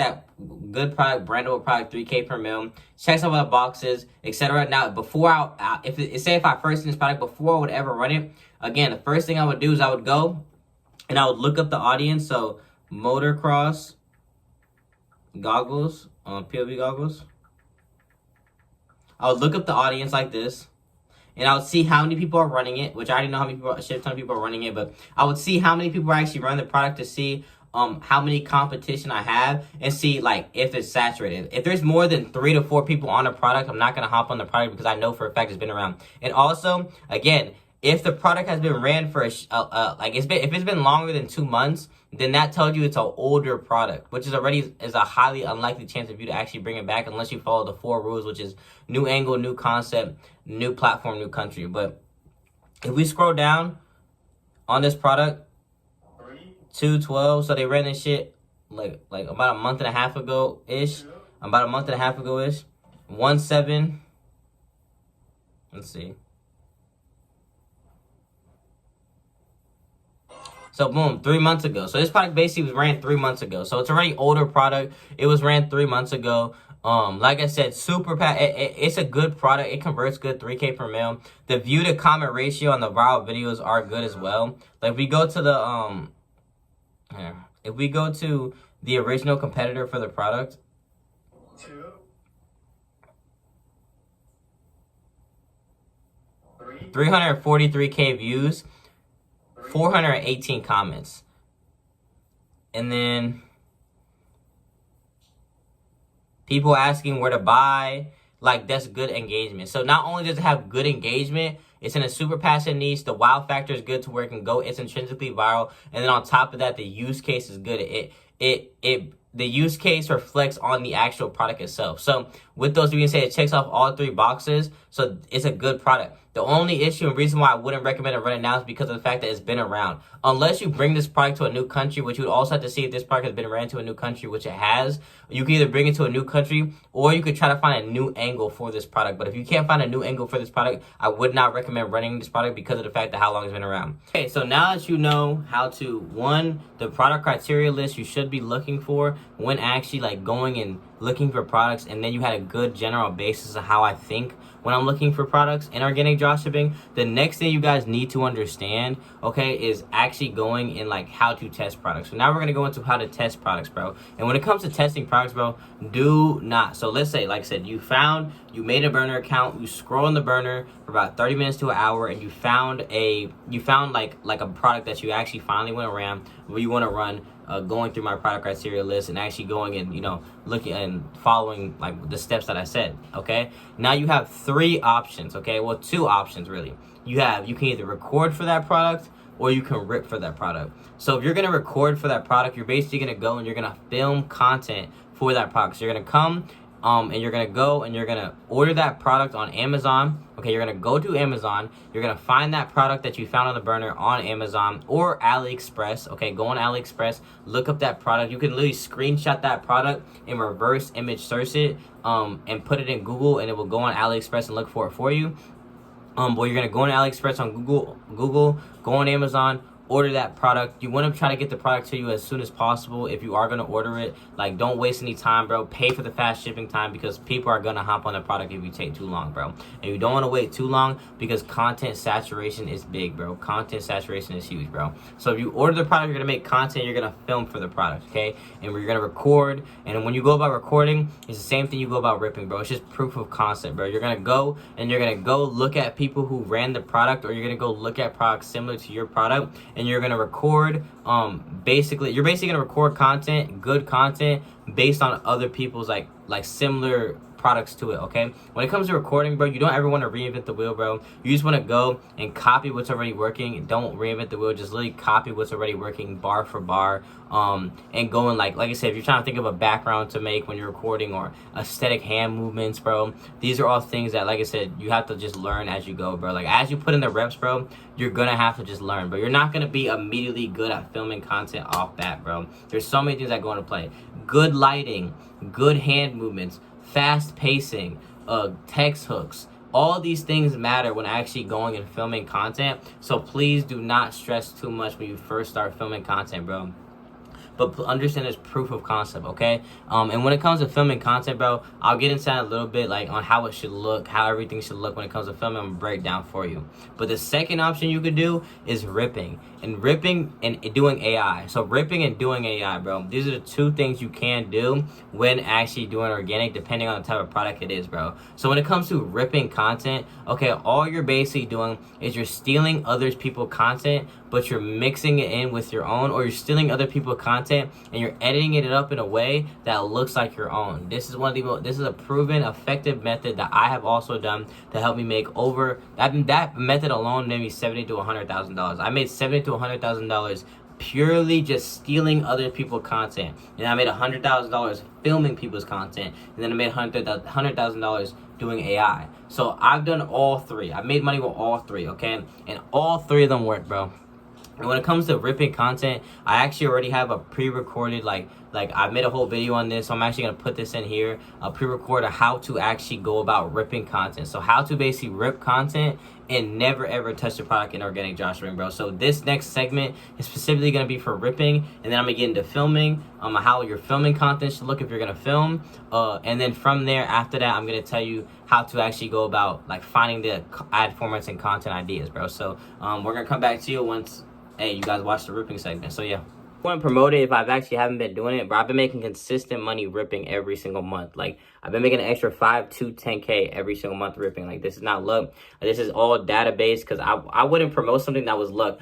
But most of the time, the reason why people can't promote ripping is, one, it's ineffective the way people go about it, because it's just luck, bro. They just go download a video, change the text, and then after they change the text, they'll go and they'll just post it on Instagram or Facebook, and then they happen to go viral, and 1 out of every 30 videos will go viral. And then they'll like, it's like luck. It's not like actually effective with data, like actually showing that you can do it on a consistent basis and actually make consistent money with it. So that's why like nobody could really promote it, right? And also nobody really has like the breakdowns. Like nobody can really explain to you why ripping actually works, right? That's the key, why ripping works. Or most people think that you can only do stitch clips and make money with ripping. Like, people think that you have to be able to do stitch clips in order to make money with ripping, which is not true at all. That's also another thing I'm going to debunk right here. It's not only stitch clips that make like you be able to go viral with ripping. No, bro, that's not true at all. It's multiple different things that go into play, which I'm gonna break down here. So this is the strategy that I use and the way I go about actually ripping. So again, me and my boy Reem, like I said, when we were going and reposting one-on-one, it just wasn't effective. Like, it was luck. Like, it wasn't like skill. You feel what I'm saying? Like, there's no, like, we can't break down why it worked. You feel what I'm saying? So we would just repost one-on-one. 1 out of every 30 videos would do good. And it's like, well, then that's not effective, because then it's like, 1, you can't replicate that, and 2, you can't actually break down why it worked. Or most of the time, the only reason it did work is because you're reposting on a different platform, which is doing something different. You feel what I'm saying? So then after that, we were like, all right, so me and my boy Reem literally went in the trenches, bro. We went in the trenches for 2 months straight while we were running up our own products filming. We were ripping, bro, for 2 months straight, testing everything, figuring out the ins and outs, what you can do, what you can't do, why ripping works, actually breaking down exactly like the actual format, how to actually go viral consistently ripping, how to actually test products and outcompete competitors ripping, all these things. Like, we broke that shit down to a T and came up with a strategy that works, bro. So, bro, get your pen and fucking paper out, bro, because this shit about to be, I'm trying to tell y'all boys. So, first things first, there's one thing you have to understand about ripping. First things first, you need to look at ripping like you're actually testing the product, bro. You need to look at ripping like you're actually testing the product. Don't look at ripping like it's just something that you're doing on the side. No, you have to genuinely look at ripping like you're testing the product, okay? This is not something you're doing on the side. No, this is an actual product that you're testing. Don't look at it like it's some side shit where if you happen to go viral, you'll make money. Or if you happen, you might make a little bit of money. Like, no, you need to actually run the shit and do ripping like you're actually testing the product, bro. That is the key. So, that's the first thing. Don't look at ripping like you're actually testing the product. You're actually testing the product. Oh, my bad. The reason why ripping works and the reason why reposting one-on-one doesn't, or the reason why ripping works and why it's the stitch clip method, I'm sure you guys know, where you can just do a whole bunch of stitch clips, put it together, and then you'll get views. The reason why it works is because you're making your own original content, right? Think about it like this. If you can do stitch clips, right, and go and steal other people's videos and call them stitch clips and cut those up and put that into your product and you still go viral and get views, right? What is that? That's just you, and you're not getting like flagged for unoriginal content, right? What does that mean? So if you can do that, right, you're not getting flagged for original content. The reason why is because you're cutting it up. You're not stealing the whole video. You're literally cutting it up into multiple different videos and putting it all to one, right? So when the stitch clip method that people talk about is when you'll go find like stitch clips, like for instance, like failing business, like the emotional stitch clips that people do, and you'll cut them up into multiple different videos, or like you'll like make all the stitch clips of the emotional stitch clips, all that stuff, and then you'll go and you'll show your product at the end, or you'll go steal somebody else's product and show that at the end, and then you'll go viral, right? The reason why that works is because you're not like the TikTok, Instagram, Facebook, YouTube, they look at that as original content. Because when you're cutting up multiple different videos and putting it all into one, they look at it as original content. They don't look at it as like you stealing, like, or you unoriginal, because you're cutting it up and you're putting multiple videos together. On Instagram, if you go in the policies, I remember because I actually looked this one day, those meme pages or those pages that repost one-to-one, not repost one-to-one, but they'll go and they'll repost other people's content and it goes stupid viral. The reason why it works is because of the fact that they're not just reposting one for one. They're actually cutting it up and they're putting multiple different parodies together and make it one whole video. That's why. Bro, ripping works. Reposting and ripping is different. Ripping, you need to make sure, and the reason why the stitch clip method works is because you're cutting things up into multiple, like you're cutting up multiple original videos and putting it all into one, right? That's why it's looked at as original content. So when me and my boy like kind of found out about this and we're like, Oh shit, so obviously remember the ripping method works where you can cut up people's content using stitch clips, like emotional stitch clips, the POV camera. If you did like POV clips of like showing skiing and shit like that, that works. Or run to IKEA, that works because you're stealing quote unquote stitch clips and you're cutting it up and then showing the competitor's video, so it's coming up as original content, right? So after that, this is where like it kind of goes into play, where the rules of ripping actually come into play. So when you're ripping, basically you could steal any video. It's not like just stitch clips. Like it's not stitch clips, bro. You could steal any video.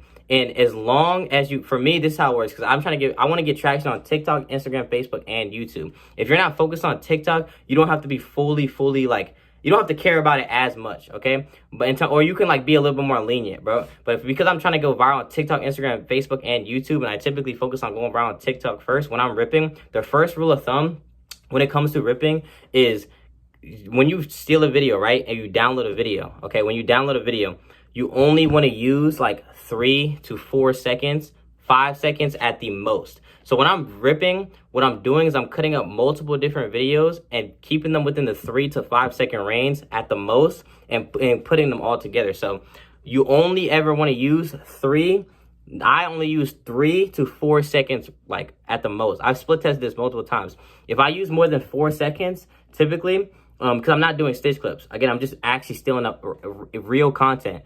If I go and I'm just making one whole video, if I go and I use more than 4 seconds of whatever video I stole, I'll get shadow banned. And I've tested this multiple times on TikTok, Instagram, Facebook, and YouTube. For TikTok and YouTube, whenever I use more than 4 seconds, I end up getting shadow banned. Because I just like, it gets flagged for like me stealing content. Like for me personally, every time I've done it. So I have a rule. I only use up to 3 to 5 seconds for each video that I steal. And what I do is, like I said, it's like doing stitch clips, but you're actually going and testing the product. So what I do is I go and I look at the competitor, right? I'll look at the competitor and I'll go, and when I go look at the competitor, I'll go and I'll sit there. I'll be like, okay, do they have multiple videos that I can steal? Because the thing is, when you first start running the product, or when the competitors first run the product, you have to enter like 3 to 5 videos deep. This is what I do. Most of the time when people film content, but they'll film in like the same background, same area, all that stuff. Like most of the time, people don't even switch up backgrounds, bro. Especially when they're split testing, like the video will always look the exact same. Like I'll put some examples on the screen or some shit, right? So what I'll do, right, is I'll look at their account and I'll download multiple of their videos. And when I download multiple of their videos, I'll cut it up into 3 to 5 second clips per video. I never use more than 3 to 5 seconds per video that I steal. So I'll download the video.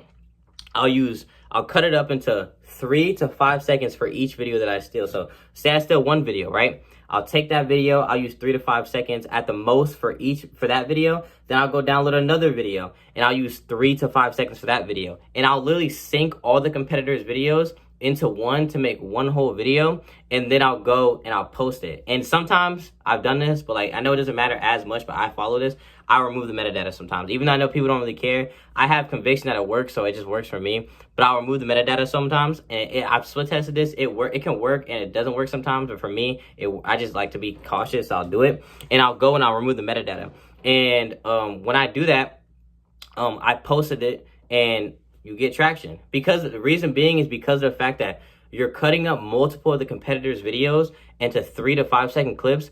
So the platforms don't look at you as like you're stealing content. They look at it as original content, because multiple different videos cut up into one. Same thing as stitch clips. What are stitch clips? Stitch clips are literally just you cutting up different videos of like emotional or something like that into one video and then putting it all together, right?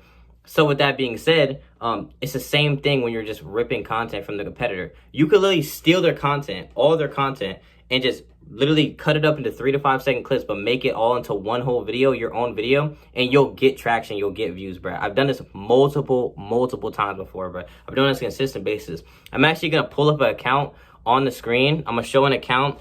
I don't really care to delete the product, to be honest with you. I'll show an account on the screen of one account that I've actually done this with, and I've been getting consistent views with. Targeting is like Friday on there or some shit. But I'll show an account that I've been getting consistent views with. And all I'm doing is I'm ripping the competitor, but I'm following the rule that I said. 3 to 5 seconds per clip that I steal from the competitor. I'll download multiple of the competitor's videos, and I'll go and I'll put it all together, sync it all together into one video. And because I'm syncing it and I'm taking multiple of their videos and putting it all together in one, it will allow me to not get shadow banned, and I get like looked at as original content. And I've done this multiple times. Again, here's an account on the screen. I'm probably gonna show like the POV goggles, one of those products that I ran. And I think I'm still actively running it, but I don't give a fuck. Well, now I know I am still actively running it, but I don't care to show. Like I said, so you guys can see on the screen, I'm showing it. I'm sure I'm scrolling through it, showing you guys examples of like what the content looks like. You can also go look up the account yourself, kind of see what I was doing. But yeah, so that's the first rule. The first rule, especially again, when you want to make consistent money with it, there's certain rules to follow. So I'm gonna get into that. But when it comes to just ripping so you don't get shadow banned, you want to basically download multiple of the competitors' videos and put it together all in one, and like keep it, each clip that you steal, under 3 to 5 seconds. When you keep it 3 to 5 seconds long, you won't get shadow banned, and then you'll get looked at as original content. Because think about it, if stitch clips are like, what are stitch clips? Stitch clips are just you download the multiple different videos, cutting it up and putting it all to one, and then you go and steal the competitor's video. No, you literally can just go steal all the competitor's content, cut it up into 3 to 5 seconds, and literally just sync it all together, his own content, and post it, and you won't get shadow banned. I've done this multiple times, and I don't get shadow banned. Now, with that being said, the second rule of thumb, or the second thing typically to go viral, is being different. So when it comes to making consistent money with ripping, it all comes down to your own skill level in organic, right? So with ripping, like, I guess there's like some quote unquote pros and cons, but like there really is no con, to be honest with you. Like the only con is you'll just never be the first person on a product if you follow ripping, but it doesn't really matter because you can outcompete the competitor. Like I've done this multiple times, which I'll get into.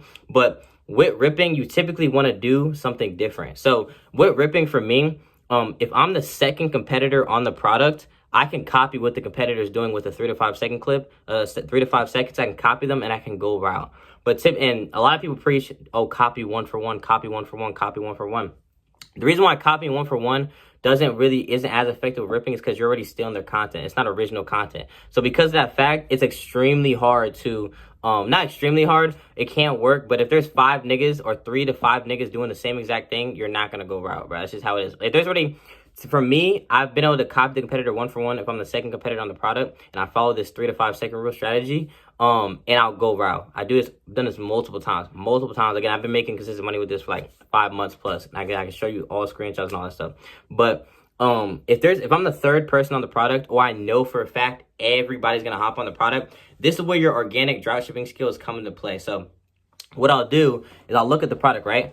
And what I'll do is before I run the product, the first thing I'll do is I'll ask myself, what can I do different? So what I mean by this is that when you're running a product, if you know everybody's either going to hop on the product, or you know there's hella niggas on the product, you have to figure out a way to be different. You have to either find a new concept, a new viral ad format that nobody's done yet, and be the first person to do it with that product, and you'll go viral. A new angle with the product, so take a new angle with it, a new platform or a new country, take it to a new country, right? So typically when it comes to ripping, going viral when you're like the third or fourth person on the product and you're just copying what everybody does, you're not gonna be able to replicate it. You're not gonna be able to go crazy viral. Because we're ripping, you making the content original is what makes it go viral. That's why the 3 to 5 second rule applies really well. But if you're the third person on the product, you're already at a disadvantage because you're ripping. Again, I've tested this multiple times. You're already at a disadvantage because you're ripping. So what you have to do is, if you see the product and you look and there's already two people on the product, you need to figure out a way to find, you need to go do a new viral ad format that nobody has done yet. So what I mean by this is, like, for instance, so if say everybody's doing 3, 2, 1, go do Run to IKEA. So let's say that everybody's done Run to IKEA in 3, 2, 1, then you could do How Do I Explain This? So you show the shocked girl. Or you can go and let's say all of those have been done. Then what I'll do is, like, let me think of a viral ad format. You could do the cooking concept, the 3, you know what I'm saying? It's just viral ad formats, you feel me? I can't really think of too many off the top of my head, but you could do new viral ad formats. Doing new viral ad formats will allow you to go viral because you're making the content original, right? So when it comes to ripping, the best way to go about it is just finding things that haven't been done with the product yet and doing that first. So new ad formats, new concepts. If you look at the competitor and you know everybody's about to hop on it, I personally immediately do concepts, viral ad formats that haven't been done with that product already, and that will go viral. Because not only, like I said, you're following the 3 to 5 second rule, which makes you so you don't go viral, but you're bringing a new viral ad format to the product, which will allow you to go viral, because of the fact that not only are you doing 3 to 5 seconds so you don't get flagged for unoriginal content, but now you're doing a new concept that hasn't been viral. So I always go, and this goes back into my testing strategy. So when I'm ripping and I see somebody who's going and they are going viral with the product, and I'm either the third person on it or I know everybody's about to hop on it, I'll just do new viral ad formats that haven't been done with this product. And because you do a new viral ad format that hasn't been done, you'll go viral. It happens all the time. And that's one of the things I always do. The moment when it comes to ripping, if I know I'm not going to be the second person on it, I'll immediately do something different. But that's the second rule of thumb. Be different. So always find a new viral ad format. Second is new angle. So you literally can go rip. This is what I do. I'll go and I'll rip the competitor. Like rip the competitor. I'll do the 3 to 5 second rule. I always say rip the competitor, but I'll take a new angle with it. And I'll just steal their content and take a new angle and I'll go viral. I've done this multiple times. One product that I ran up last month, I did like 6K with it. All I did was I stole the competitor's content and I just did a new angle. I literally found a new angle that hasn't been touched with the product, and I just stole the content, did a new angle, and I went crazy, bro. I did like 8 million views, bro. And I've done this multiple times because of the fact that I'm taking a new angle. Not only am I following the 3 to 5 second rule, because again, people only talk about Instagram, Facebook. No, I get consistent views on TikTok, Instagram, Facebook, and YouTube. Like all platforms. It's not just Instagram, Facebook, where I just do stitch clips and I go viral. Like, no. And I literally steal content on TikTok and I go viral as well. So I'll take a new angle with the product. So let's say a POV camera, right? Everybody's doing tattoo artists or some shit. I'll do equestrian and I'll go viral like that. Because I'm taking a new angle with it while also following the 3 to 5 second rule, I won't get flagged for unoriginal content and I'll go viral.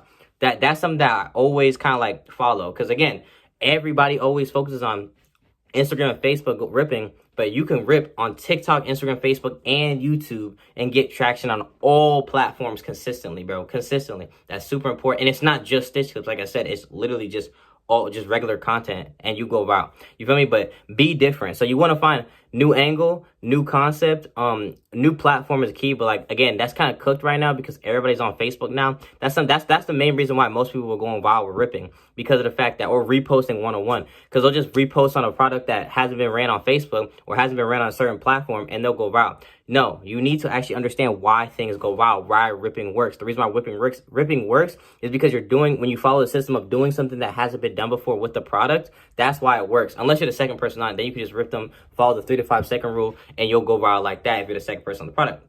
But yeah, or a new country. Bro, you literally can just go, this is something that nobody talks about. You literally can just go find somebody who's run the product, go take that product, change the language, and repost it, and it'll go viral. You don't even have to follow the 3 to 5 second rule for this. You literally can just repost that shit on and change the language to Germany and go crazy viral like that. Because you're literally taking a product to a new country, and you don't need no VPN. You don't need none of that shit. That VPN shit is a myth, bro. I've literally ran up products in different countries, and all I did, because nobody was on the product in a different country, I'll just change the language. I'll just literally change the language, repost the video on Instagram and Facebook, and go viral. For TikTok, you do need a VPN or something like that, or you do need to be in the country. But for Instagram and Facebook, that shit don't matter, bro. Just change the language and post that shit and repost it, and you'll go viral. I've done this multiple times. But if there are in Germany, then follow the 3 to 5 second rule. But you could take it to Germany, and the reason why ripping works really well is because nobody has taken that product to that market. So it's really like you bringing the product to the market, and all you have to do is steal the competitor's content, repost that shit in Germany, and you'll go crazy viral, bro. You'll go crazy viral. So when it comes to ripping, one of the biggest things is where your organic still come into place, and also finding gaps in the market. So like I said, the 3 to 5 second rule is super important when it comes to TikTok and YouTube, because it allows you to cut up the competitors' videos, especially in Instagram and Facebook also, but they're not as strict, if that makes sense. Like, you can use like 6 to 7 seconds of a video and then use another 6 to 7 seconds of a video and like cut it up, the competitors' videos into one video, and you'll get hella traction, like I said.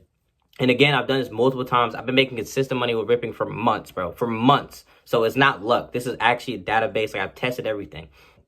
TikTok and YouTube, right? But even on Instagram and Facebook, it's still better to cut up the content because, and not just repost one-on-one, because again, you're not getting flagged. If you literally, but this, I've done it before. If you go take the competitor's video, repost it on repost it on your own platform, they'll literally tag the competitor. Like they'll tag that main competitor, or they'll tell the main competitor. It happens all the time. So you need to actually cut it up. And that's why I say follow the 3 to 5 second rule. It's super important for TikTok and YouTube. I do this all the time. And this is just not for stitch clips, bro. Like I said, you could do this with any content, any of the competitors' content. Just steal that shit and go viral. You need to start doing something different. Again, understand that going viral is not the content. It's the concepts. Concepts is what allow you to go viral, bro.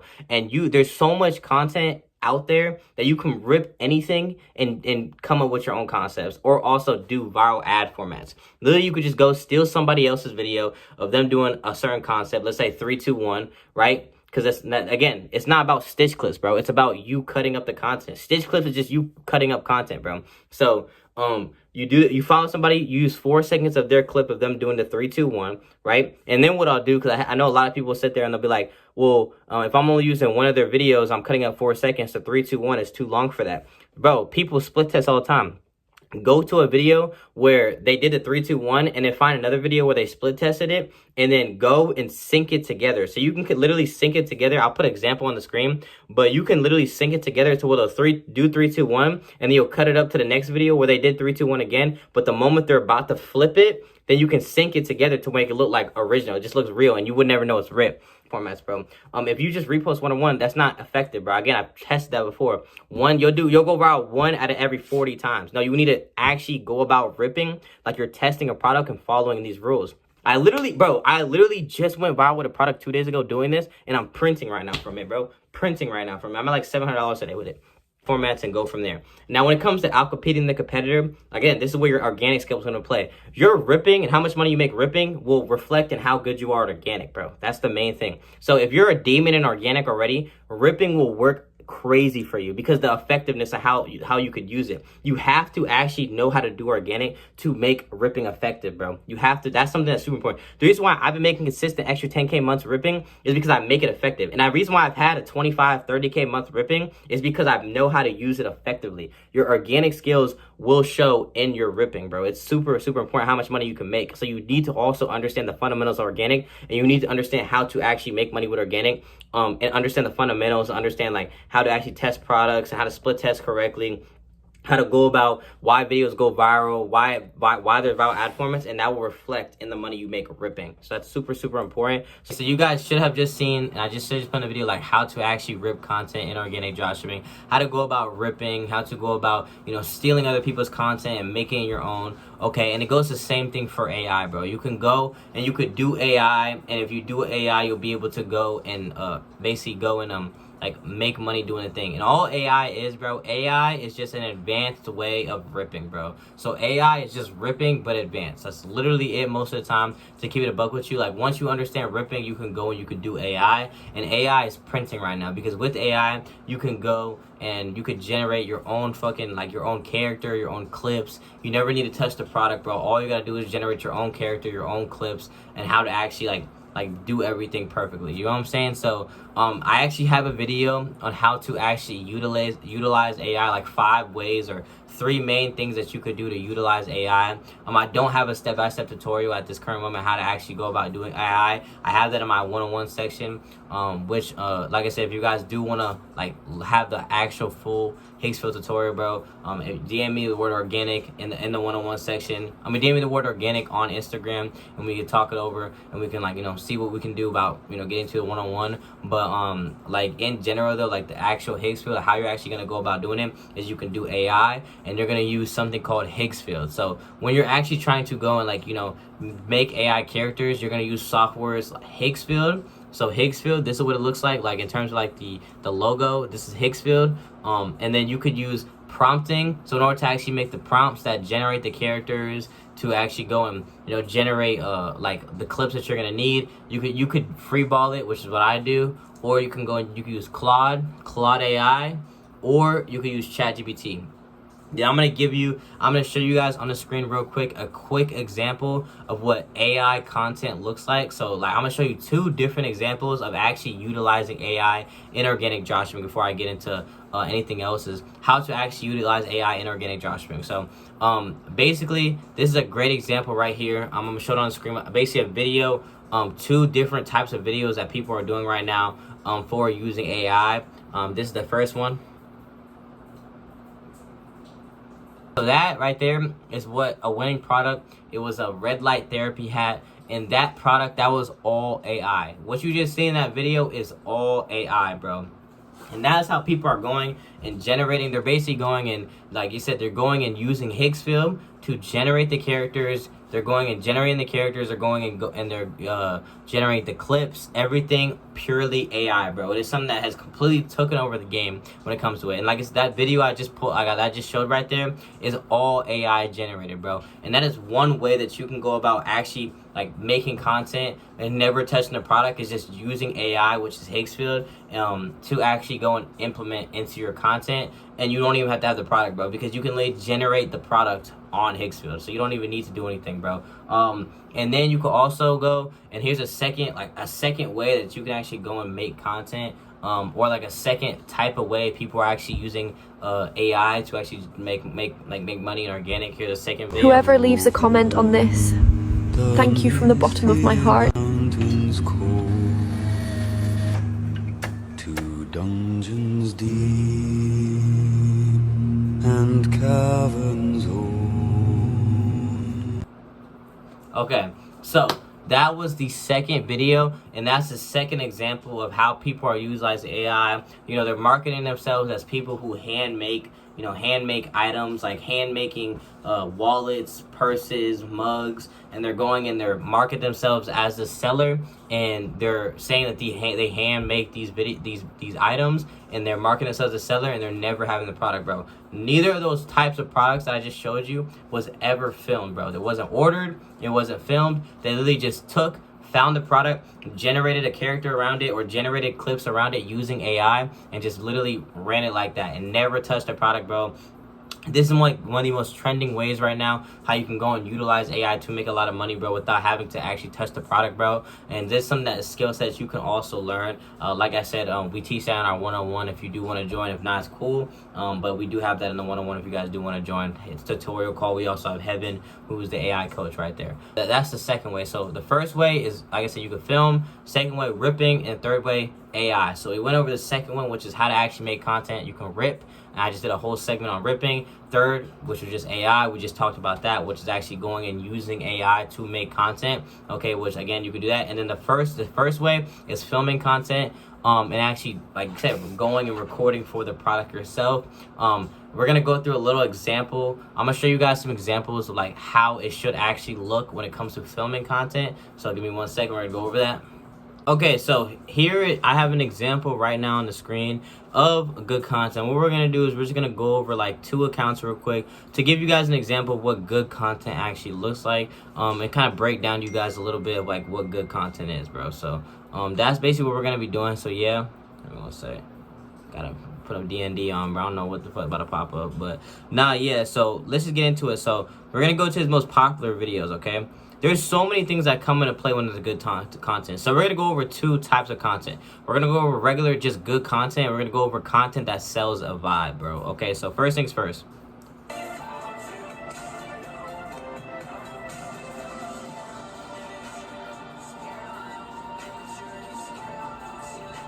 Okay, so first things first with this video, the first thing I want you guys to notice is the lighting, bro. Lighting is one of the, like, look at how good his lighting is, bro. His lighting obviously isn't the craziest, but it's good lighting, bro. Lighting is one of the most important things, bro. You need to go and invest, if you're gonna film, in soft boxes, bro. Go invest in 2 soft boxers. Everybody has one. And go and, like I said, invest into 2 soft boxes, bro. And what these soft boxes will do, they'll give you good lighting if you're filming inside the crib, bro. You have 1 soft box right here, 1 soft box right here. You're holding your camera like this. And like I said, you literally will go and you can invest into some soft boxes, bro. Also a tripod, bro. Get a fucking tripod, bro. And literally, bro, all it is soft boxes and tripod. That's all you really need. But then from there, like I said, look at his lighting, bro. The number one thing every single viral video has is good My bad. Good lighting, bro. You need to make sure you have good lighting, bro. Good lighting is one of the most important things, especially for every type of video, bro. Second is the movements. Look at how, like literally, if we watching the video, look how there's no wasted movements, bro. You need to make sure organic dropshipping, the content that you're making is fast-paced, engaging type content. So there's 3 main ways to actually go viral, or 3 main factors that into a viral video. Watch time, comments, and shares. And then likes is the last thing, but it's mainly watch time, comments, and shares, bro. Bro, if your videos are hella slow paced, they're trash, they're not fast paced, you're not going to have high watch time, bro. You need to make sure there is no dead space, bro. Every single movement should have intention, bro. So boom, then you immediately cut into, let's say, like you're opening something. Like, look at how fast paced and look how there's no dead space. The moment he finishes one movement, it immediately goes to the other, bro. Look at this. Okay, so boom, like I said, good lighting and also how fast-paced his content is, bro. There's no dead space in his content. His content is good pacing. And the third thing that I want you guys to notice is the beat drop, bro. Everything should lead up to that final moment when the actual product has revealed, bro. It's called progression. What is progression? Progression is basically when, like, in the video, it's consistently always something happening that leads up to the next thing. So a great example is this. If I go and I open the front door and there's something in front of the front door, right? Let's say it's a box on the floor in the front door. So then you go and you pick up that, you show you picking up that box, and then it transitions from you picking up that box to you throwing that box on a desk in the room. So it goes from outside into the room where you're throwing it into the room. That is progression, okay? You're basically going from one area or one thing that leads to the next thing. That is one of the most important things, bro. Every single video needs to have progression. And if you go and see, each movement is leading up to the next movement, all the way until the final beat drop, bro. When the beat drop happens and it transitions from him actually going and showing the movements to actually going and showing what the product actually does. Like I said, boom. Then it shows the products. Then it shows the actual POV clips, because this product is a POV camera, so it records stuff through that little POV, and it shows clips of it actually what. It's showing POV clips of that product, bro. So if you guys want to go and actually like make good content, you need to, one, have good lighting, which if you can't buy soft boxes, go outside and film, bro. Just go outside and film content, bro. It's not that big of a deal. If you are filming, bro, go outside and film content. Or if you're ripping or doing AI, it's the same shit. You need to make sure the lighting is good, the pacing is good for the rips. The video is on beat. It has good progression. Like, all these things actually matter, bro. Let's go to another video. That was a great example of progression. The first clip he showed was a clip of what? Him outside little. Then he transitions inside the store, and then he transitions to him actually picking it up. Then he transitions from him picking up the box. So he transitions from outside the store to inside the store. That's good progression, bro. Good buildup. From outside the store to inside the store, to then him grabbing the box, and then him having the product outside.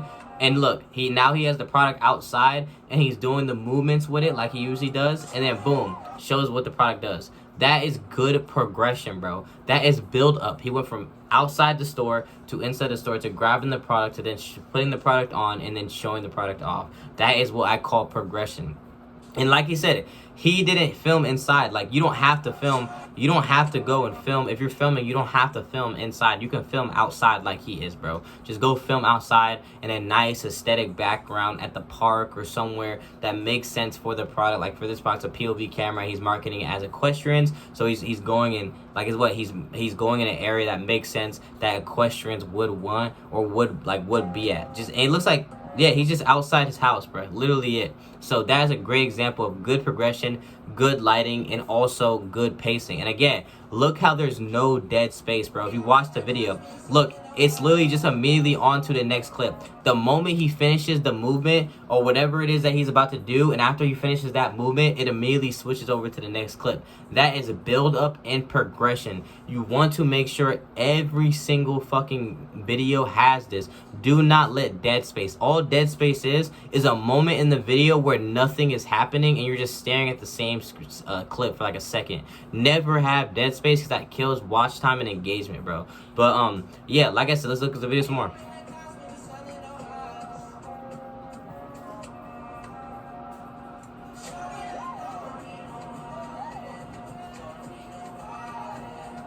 Again, the product, when he shows the product off finally, he shows it off on a beat drop, bro. So the pacing and build up all built up to that final beat drop where it's show me up, you know what I'm saying? Like, look.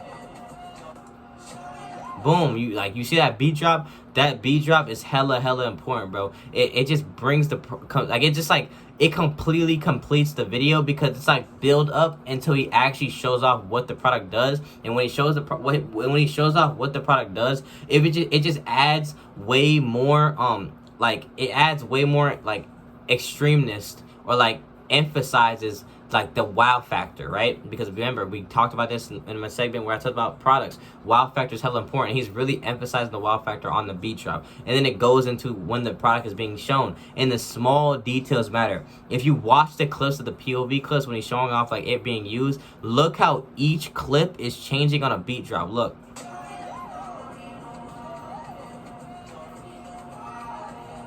So you see how every single clip was on a beat drop, bro? That shows like, bro, that small details is what matters the most, bro. Especially when it comes to content, bro. Good lighting, good pacing, no dead spaces in the video, good progression where it's building up to something and every single clip is up to the next thing. And then obviously super engaging. Also, the text hooks are hella important. But yeah, so that is a great example of content. So I have one more example I want to go over with you guys. Okay. So this account right here, this is more advanced content, so don't be discouraged, but this is a great example of how to actually sell a vibe, bro. And selling a vibe is hella important because it really does matter. The type of product that you run really does matter for the type of content that you make, because not every product has the same type of content. If you're marketing to girls, you're not going to have the same type of content you're going to make as if you were marketing to men. That's just how it is, bro, because girls have a different type of aesthetic that you have to match and compare to men. This account does really well on matching the aesthetic of its like target audience. So these are anime watches, bro, and this was a winner in Organic Dropshipping, and his content is A1 on how he matches the vibe. So anime is what? Hella cool, hella fast paced. They have like hella aura to them, right? So let's actually go over this, right? So let's look at one of his videos right now. Let's press on let's say this one.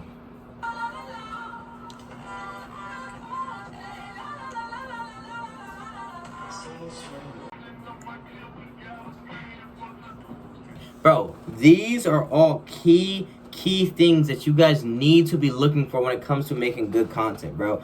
Good content, it all comes down to lighting, movements, fast-paced, the type of sounds that you use. Like, everything matters, bro. If you can't film inside, film outside. But those are some examples of just good content I want to go over when it came to filming. Okay, so now you not only know how to find products by making a burner account, then you go and you know the type of content you can make for each of the products. So again, let's go over one more time. You can go make a burner account, and once you make a burner account, you're gonna go and you're gonna scroll on the burner account 2 hours a day, spending 2 hours a day, doing 30 minutes each session on each platform. So 30 minutes TikTok, 30 minutes Instagram, 30 minutes Facebook. Okay, after you go and you scroll on TikTok, Instagram, Facebook for 30 minutes, okay, then you're gonna go and you're gonna wait 2 hours, come back, do it again, and you're gonna do that every single day.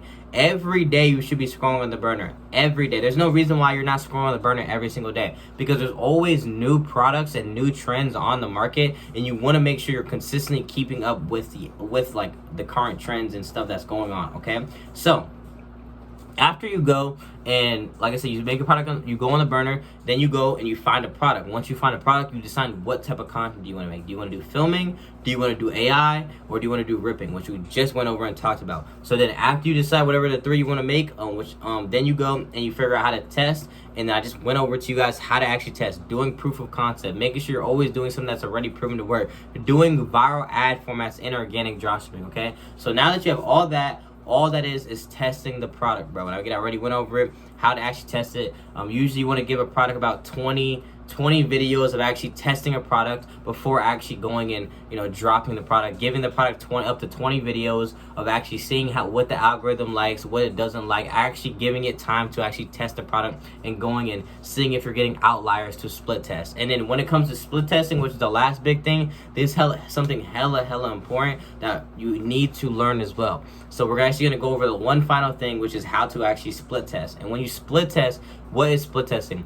Once you get an outlier in organic, like once you get an outlier, like a 10K, 20K, 30K view video, then you want to split test that video and go and be able to go and go consistently viral. Because once you find a viral ad format that is already proven to work, like I said, you're going to go and you're going to split test that viral ad format to actually go hella viral and also go consistently viral. So I have a pre-recorded video also on how to split test. We're going to go over that real quick, and then from there we're going to come back to this. So if you want to go consistently viral in organic dropshipping, you need to understand split testing. Now, to understand split testing, you need to understand testing different ad formats, okay? So when you're testing a product, okay, when you're testing the product, you want to make sure you're testing ad formats, okay? People who actually watch my other video, if you watch my video on how to actually test products effectively, you know that testing products mean you're testing different ad formats. Ad formats like what? Run to IKEA. Here's like an example. You want to do ad formats like run to IKEA. You want to do ad formats like 3-2-1.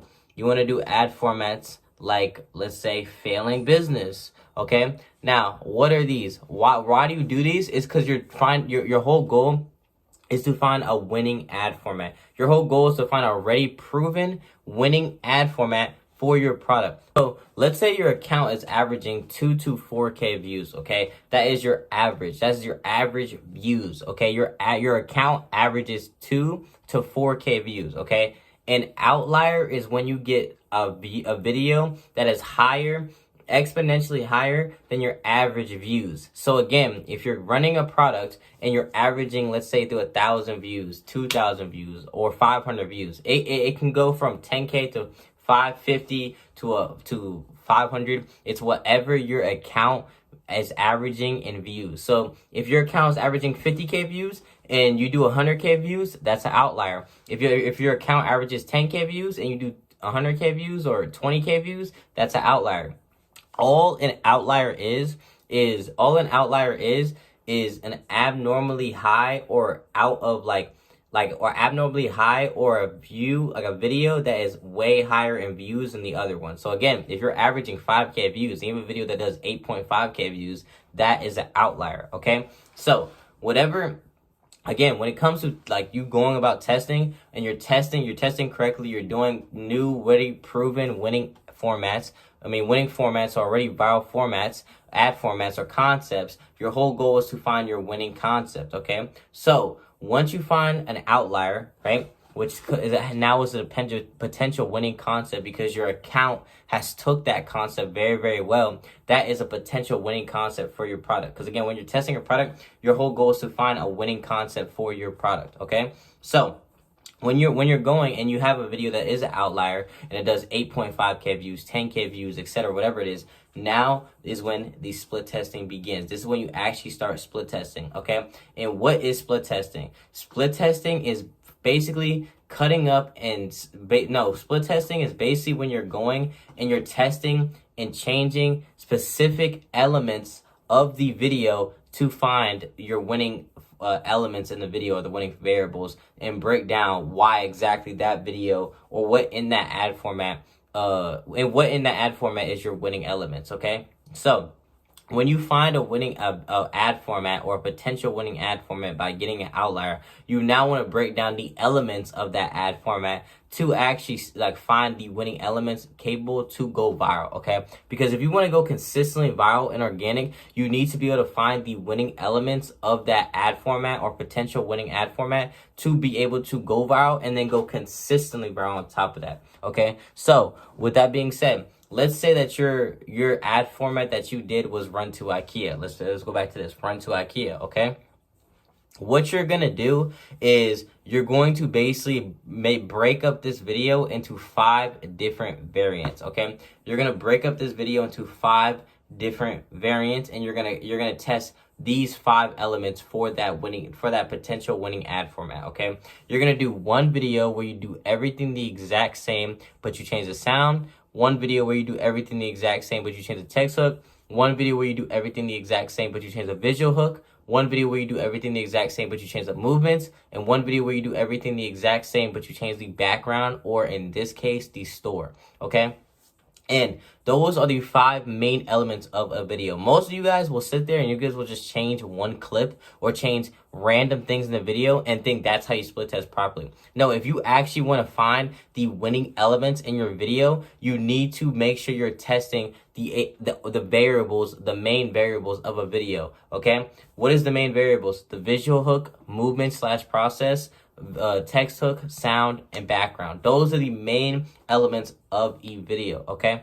So again, when you're testing your product and you're testing all these ad formats that are potential winning ad formats or ad formats that are proven to work, and you finally find an ad format that does higher than your average views and it does like 8K, let's say you're averaging 5 to 3K views and you have a video that does 8K or 10K, that is a potential winning ad format, and that's what we call an outlier. So you're going to break down that video into 5 different elements. So one video where you do same everything new sound, one video where you do same everything new text hook, one video where you do same exact everything new visual hook, one video where you do same exact everything new background, and one video where you do same exact everything new movements. And when I say same everything, I mean do the same exact everything, but change that one element. Do not go and change up the process also. Change one element. Keep everything the same, but change one element.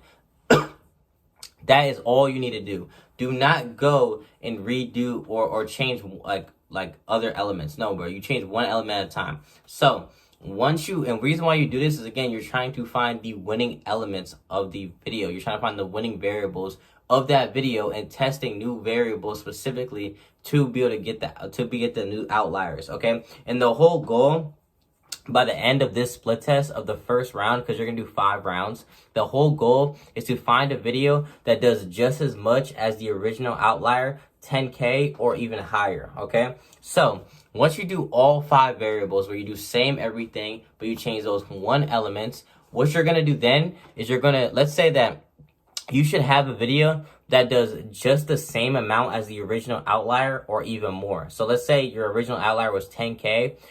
Let's say that you did all 5 variables, same everything new sound, same everything new text hook, same everything new visual hook, same everything new background, same everything new movements. Let's say same everything new sound.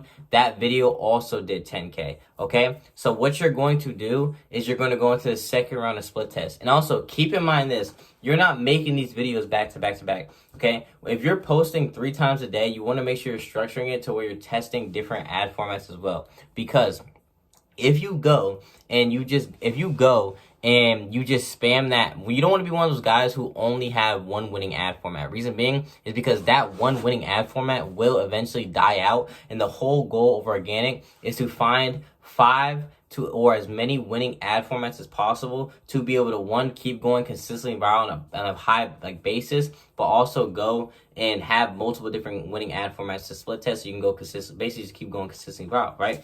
So if you're doing 3 videos a day, you should now do, once you have that winning outlier or that outlier, you should now do three videos a day you should be doing 1 video a day where you do the split test and 2 other winning ad formats. Because again, you want to keep finding winning ad formats while split testing that original outlier. So again, let's come back to it. So you're doing 3 videos a day, 1 video a day split testing, or 2 videos a day split testing, and 1 new ad format, so you can find new winning ad formats. Okay, which is again, what are ad formats? Run to IKEA, POV family business, 3, 2, 1. Let's see how it comes out. All these like concepts are winning at their ad formats, okay? And your whole goal is to find your next potential winning ad format, which gets an outlier.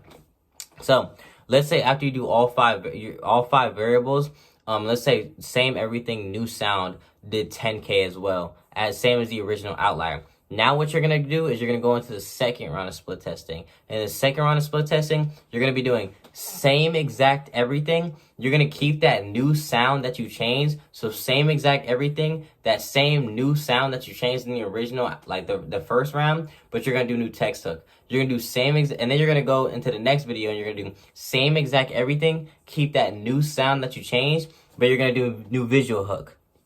So then you're going to do same exact everything, that new sound that you changed beforehand in the last round, but then you're going to do new movements. And then you're going to do same exact everything, keep that new sound that you changed beforehand, that was the original, that was that new outlier, and you're going to do new background, okay? And the reason being is because now you have a winning element when you change the sound. When you change the sound, it did 10K as well. That means that your account liked that sound, and now you're focused on finding other winning elements of that concept, okay? So again, once you go into the second round after getting a video that replicates the original outlier, and let's say it was a sound, the new sound that you changed replicated the original outlier, you're gonna do same exact everything, keep that new sound that was the new outlier, new text hook. Same exact everything, keep that new sound that you changed beforehand, new visual hook. Same exact everything, keep that new sound that you changed beforehand, new movements, and then you do new background. Does that make sense? And again, the whole point is to find winning elements or winning variables of that concept to go crazy viral and then consistently go viral. Okay? So and again, make sure you're also testing new ad formats while split testing this ad format. So if you do 3 videos a day, 1 to 2 videos split testing, and then 1 new ad format, new concept a day. Okay. Now, once you go into the next round after doing the second round of split testing, you should have a video that did like 100K. If you have a video that did 10K, you should have a video that does 100 to 200K, or you have a video that has gone viral by that point. Let's say you go hella viral, do 1 million views, or 100 to 200K, or let's say you have a video do like 20, 30K, okay? Which you should around that time have it. If not, you should at least get a video that also replicates your original outlier as well, okay? So then you go into the next round. So let's say you do, let's say now it's you change the visual hook, and the visual hook was what did as good as well. Now you're going to do same exact everything. You're going to keep that new sound that originally did good. And then let's say the visual hook replicated the outlier as well. And you did same exact everything. In the second round, you did same exact everything. You kept that new sound that was the original outlier in the first round. But then you went to the second round and you had another video do 10K doing the visual hook. And then going into the third round, you're going to do same exact everything. Same exact everything is the original outlier. You're going to do that new sound that was the original, that was a new outlier. And then you're going to keep that same visual hook as well that also did 10 to 20K in the third round. And you're going to do same exact everything, keep that new sound and keep that new visual hook that did good. And you're going to do a new background. Same exact everything, keep that new sound, and you're going to keep that new visual hook that did good, and you're doing new sound, okay? You're going to keep that same, new text hook, my bad. You're going to keep that same exact everything, keep that new sound that did good, and the new visual hook, and you're going to do new background, okay? You see where I'm going with this? The whole point is you need to make sure you're split testing you need to make sure you're split testing with actual purpose and not just changing anything random. Because if you don't split test with data, you're not going to be able to know what it is that actually went viral, and you're not actually split testing optimally, because you want to know what are your winning sounds, what are your winning text hooks, what are your winning visual hooks, etc. By this time, you should have a video that has gone viral. You should have a video that has gone viral, has done like 100, 200K views, maybe even 1 million views, etc., right? So then from there, you should be doing, let's say that the movements for the third round is what went viral this time. And you finally had a video do viral, you did like 100 to 200K views, okay? What you're going to do from there is you're going to do same exact everything, you're gonna keep those 3 videos, those 3 like elements that was the outlier. So the new sound, the new visual hook, and the new process, because let's say in the 3rd round, the process is what went viral, did 100, 200K, and you're gonna do new background, and you're gonna do same exact everything. You're gonna keep the movements, you're gonna keep the sound, and you're gonna keep the visual hook, and you're gonna do new text hook, okay? And in the final round, which that's the 4th round, okay? That's the 4th round. So once you have the winning elements or winning variables for your sound, for your visual hook, and for your movements, like let's say you finally went viral on the movements, you're gonna do 2 more videos of that 3rd round. So again, now you have your winning element, which is the sound, the visual hook, and the movements. Those last 2 videos you made, basically what you're doing, you're just getting those last 2 winning elements or whatever elements did best, and you should have that like last in that 4th round of video that replicates your most viral video or even higher for that ad format, okay? And then from there, now you have your winning sound, your winning text hook, your winning movements, and your winning movements, your winning sound, your winning text hook, your winning movements, and your winning visual hook. All you gotta do to be able to keep going consistently viral every single damn near video and have a stupid, those accounts that do like consistent 50K views every single video. All you have to do now to be able to keep going consistently viral every single video is just change the background. Keep all those winning elements the same and just keep changing the background. Have like 3 different backgrounds that you can like actually go record or rip your product in, and literally just go and recycle through that, and you will go and average 50K views damn near every single video, bro. I promise you, bro. I was saying, what you can do is you can go and you can like once you have all 4 winning elements, you have your winning, like all your winning variables, and you're going and you're just changing the background over and over and over again and going consistently viral. You can have multiple winning sounds and you can have multiple winning text hook. Well, every now and then you could literally do a video where you change the text hook just once and try a new viral text hook, or you can find a new viral sound in your niche and try that as well. Again, you can have multiple winning elements, but the whole point is to find 4 to 5 solidified elements, and then all you have to do from there, once you having all your winning elements for that specific ad format, all you have to do is keep changing the background over and over and over again, and you're going to keep going consistently viral every single video. But the whole point, if you want to go consistently viral with that concept every single month for months and months and months, is you just have to go and find your winning elements in that concept, and then going and to be able to go consistently viral. Because once you have your winning elements and you have your winning ad formats, all you have to do, like I said, is change the background over and over and over again, and you will go consistently viral every single time. Break it all down one more time.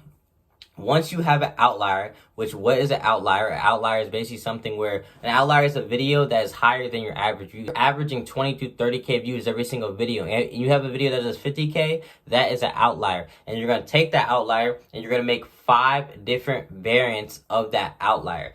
Same exact everything where you don't change anything at all, new sound. Same exact everything where you don't change everything at all, new text hook. Same exact everything, new visual hook. Same exact everything, new background or store if you're doing rental IKEA. Same exact everything, new visual hook, okay? And out of those 5 videos, you should have 1 video that does just as good as the original outlier or higher, and you keep that whatever new thing you change and you split test the rest. So you do say the text hook did good, you're gonna do same exact everything, keep that same text hook, new sound, same exact everything, keep that text hook, visual hook, same exact everything, keep that text hook, movements, etc., all the way till you find all 4 to 5 winning elements, and then just keep changing the background over and over again, and every now and then test a new sound or a new winning text hook, and you're going to go crazy viral. You're going to have an account that consistently does 20 to 10K views every video, and you're going to have that as the winning ad format that's making you money for months and months and months and going consistently viral.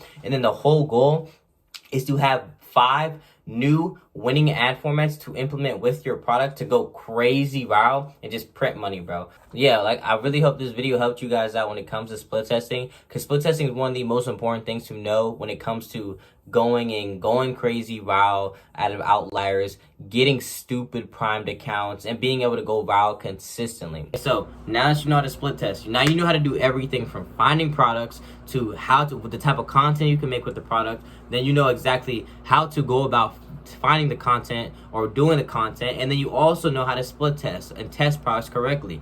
All that's left is for you to start posting, and then once you start posting and once you get traction, when to make a Shopify store. So you want to wait until Shopify store is always the last thing you do, okay? And when it comes to making a Shopify store, what you're gonna do is once you have a traction. So for me, I make a Shopify store when I'm actually getting demand. So if I'm going and I have a video that does 20K views and I have 20 to 30 comments asking where to buy, I immediately throw the Shopify store up. But if I don't and I don't have a lot of demand, I'll keep posting until I start getting more traction.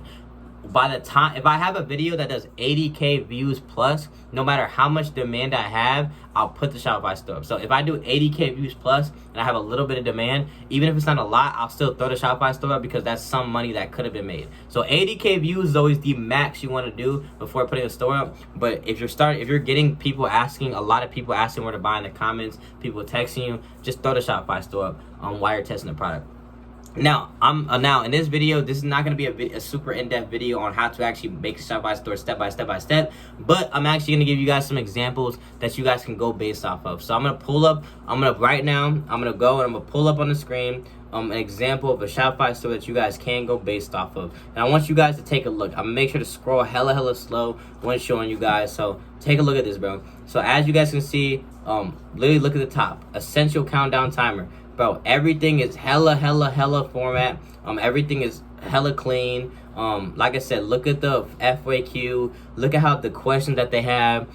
As you scroll down, look at the gifts. The gifts are hella good. What are gifts? Gifts are basically like videos, like the videos or the pictures or videos that are playing of the product. Look at the FAQ. Reviews are hella important. Like, just look at how like clean this product page I'm showing you guys is, bro. All that really matters is the product page for when you're running a product, bro. Don't overcomplicate it. Don't overthink, bro. Like, honestly, my Shopify store is not that complicated and hard, bro. And if you need somebody to like really go over, again, in my Discord, we have somebody, his name is we call him LLT, that's his username or tag. He literally makes Shopify stores for you to where you can have someone who can make Shopify stores. You do have to pay money, but if you do need someone to make a Shopify store for you, literally go in my Discord and go and hit him up. His name is LLT. He's in our resources in the Discord, and he'll make a Shopify store for you as long as you're willing to pay like $30 for a Shopify store. And yeah, he'll make that for you as well. But literally, do not overcomplicate it, bro. If in the link in the bio, I'll put a link to a Shopify store that you guys can literally replicate and just do it with your product, bro. I'll literally put in a link of a good Shopify store that I personally think is good, and you guys can replicate that bar for bar. And when it comes to the themes and how to actually get the format set up, in our Discord also, we also have themes and formats that you can actually use to take, and it literally has the base theme or base setup, and all you have to do is implement the wording and the pictures, and you'll have everything set up. So the moment if you download this theme and you put it into your Shopify, and you put it on your Shopify, it literally will automatically have everything you need. All you have to do from there is literally just put in the text, the discounts and prices, and then the images and videos. That's literally, images and gifts. That's literally all you have to do, bro. It takes like maybe 30 minutes to an hour, bro. You know what I mean? So again, go on the Discord, bro. We have all that for you, bro. So yeah, after you make the Shopify store and you connect, all you do is you connect the Shopify store to the link in your bio. So once you have your Shopify store set up, and once you have your Shopify store set up, and like I said, you have a domain, which the domain is what, a URL. So basically, like for instance, Amazon, if you look up Amazon on Google, Amazon pops up. A URL is just like something like that, Amazon.com. You'll buy a domain. It's usually like $5 to $10. And let's say you put like kittylover.com or some bullshit. You take that link and you put your link to your Shopify store in the bio of your TikTok, Instagram, Facebook, and YouTube, okay? You're gonna put that link of your TikTok, Instagram, Facebook, and YouTube in the bio. You're gonna put the Shopify, your Shopify link to your store in your TikTok, Instagram, Facebook, and YouTube, okay? And then from there, All it is you posting videos, going viral, and then as you go viral, people see your video, they go to the link in your bio, and they buy the product. And once they buy the product, you then go to the supplier, okay, which again is in the link in my bio in the Discord. I'm just being honest. Where we have suppliers in there, you text suppliers, you get the pricing before you put the Shopify store up. Then you put the Shopify store up. They buy the product from the links in your TikTok, Instagram, Facebook, YouTube. Okay. Then you go, and after you go, you do that, and then you pay the supplier. So let's say you get an order for $50 and you're getting the product for $20. You send the money $20 to the supplier in the Discord. You send the money $20 to the supplier. They ship out the product to you. You keep the $30, and that is it. After that, boom, you have a full-on running successful organic dropshipping store that's making you money, and you have a product that's making you money as well. That is the basic of it. That is everything you need to know to make your first 10K in organic dropshipping. I swear to God, if you just take what I said in this video and you go and you implement everything I said, you will see money in organic dropshipping, bro. I'm telling you, bro. Do not overcomplicate it, bro. It is not overcomplicated. So let's go over this one last time, okay? One last time. What do? You make a burner account, okay? We went over how to make a burner account. Go back if you want. Make a burner account. Scroll on your burner account 2 hours every single day. 30 minutes on TikTok, Instagram, Facebook, and YouTube every single day. Once you find a product on your burner account, you then go and you figure out what type of content or how you want to make what do you want to do? You want to do AI? Do you want to rip, or do you want to film? Okay. So then from there, and you choose one of the 3 ways to actually test the product. Then you're gonna go and you're gonna go do what? You're gonna go write out concepts, and you're gonna go test the product. You're gonna give the product. You're gonna plan out how to actually run the product, find viral ad formats, do content research for the product, and go and plan out 10 to 15 video ideas you could do, or video ad formats that you can do for each product that you're about to test. Then once you have that, you start making videos and posting.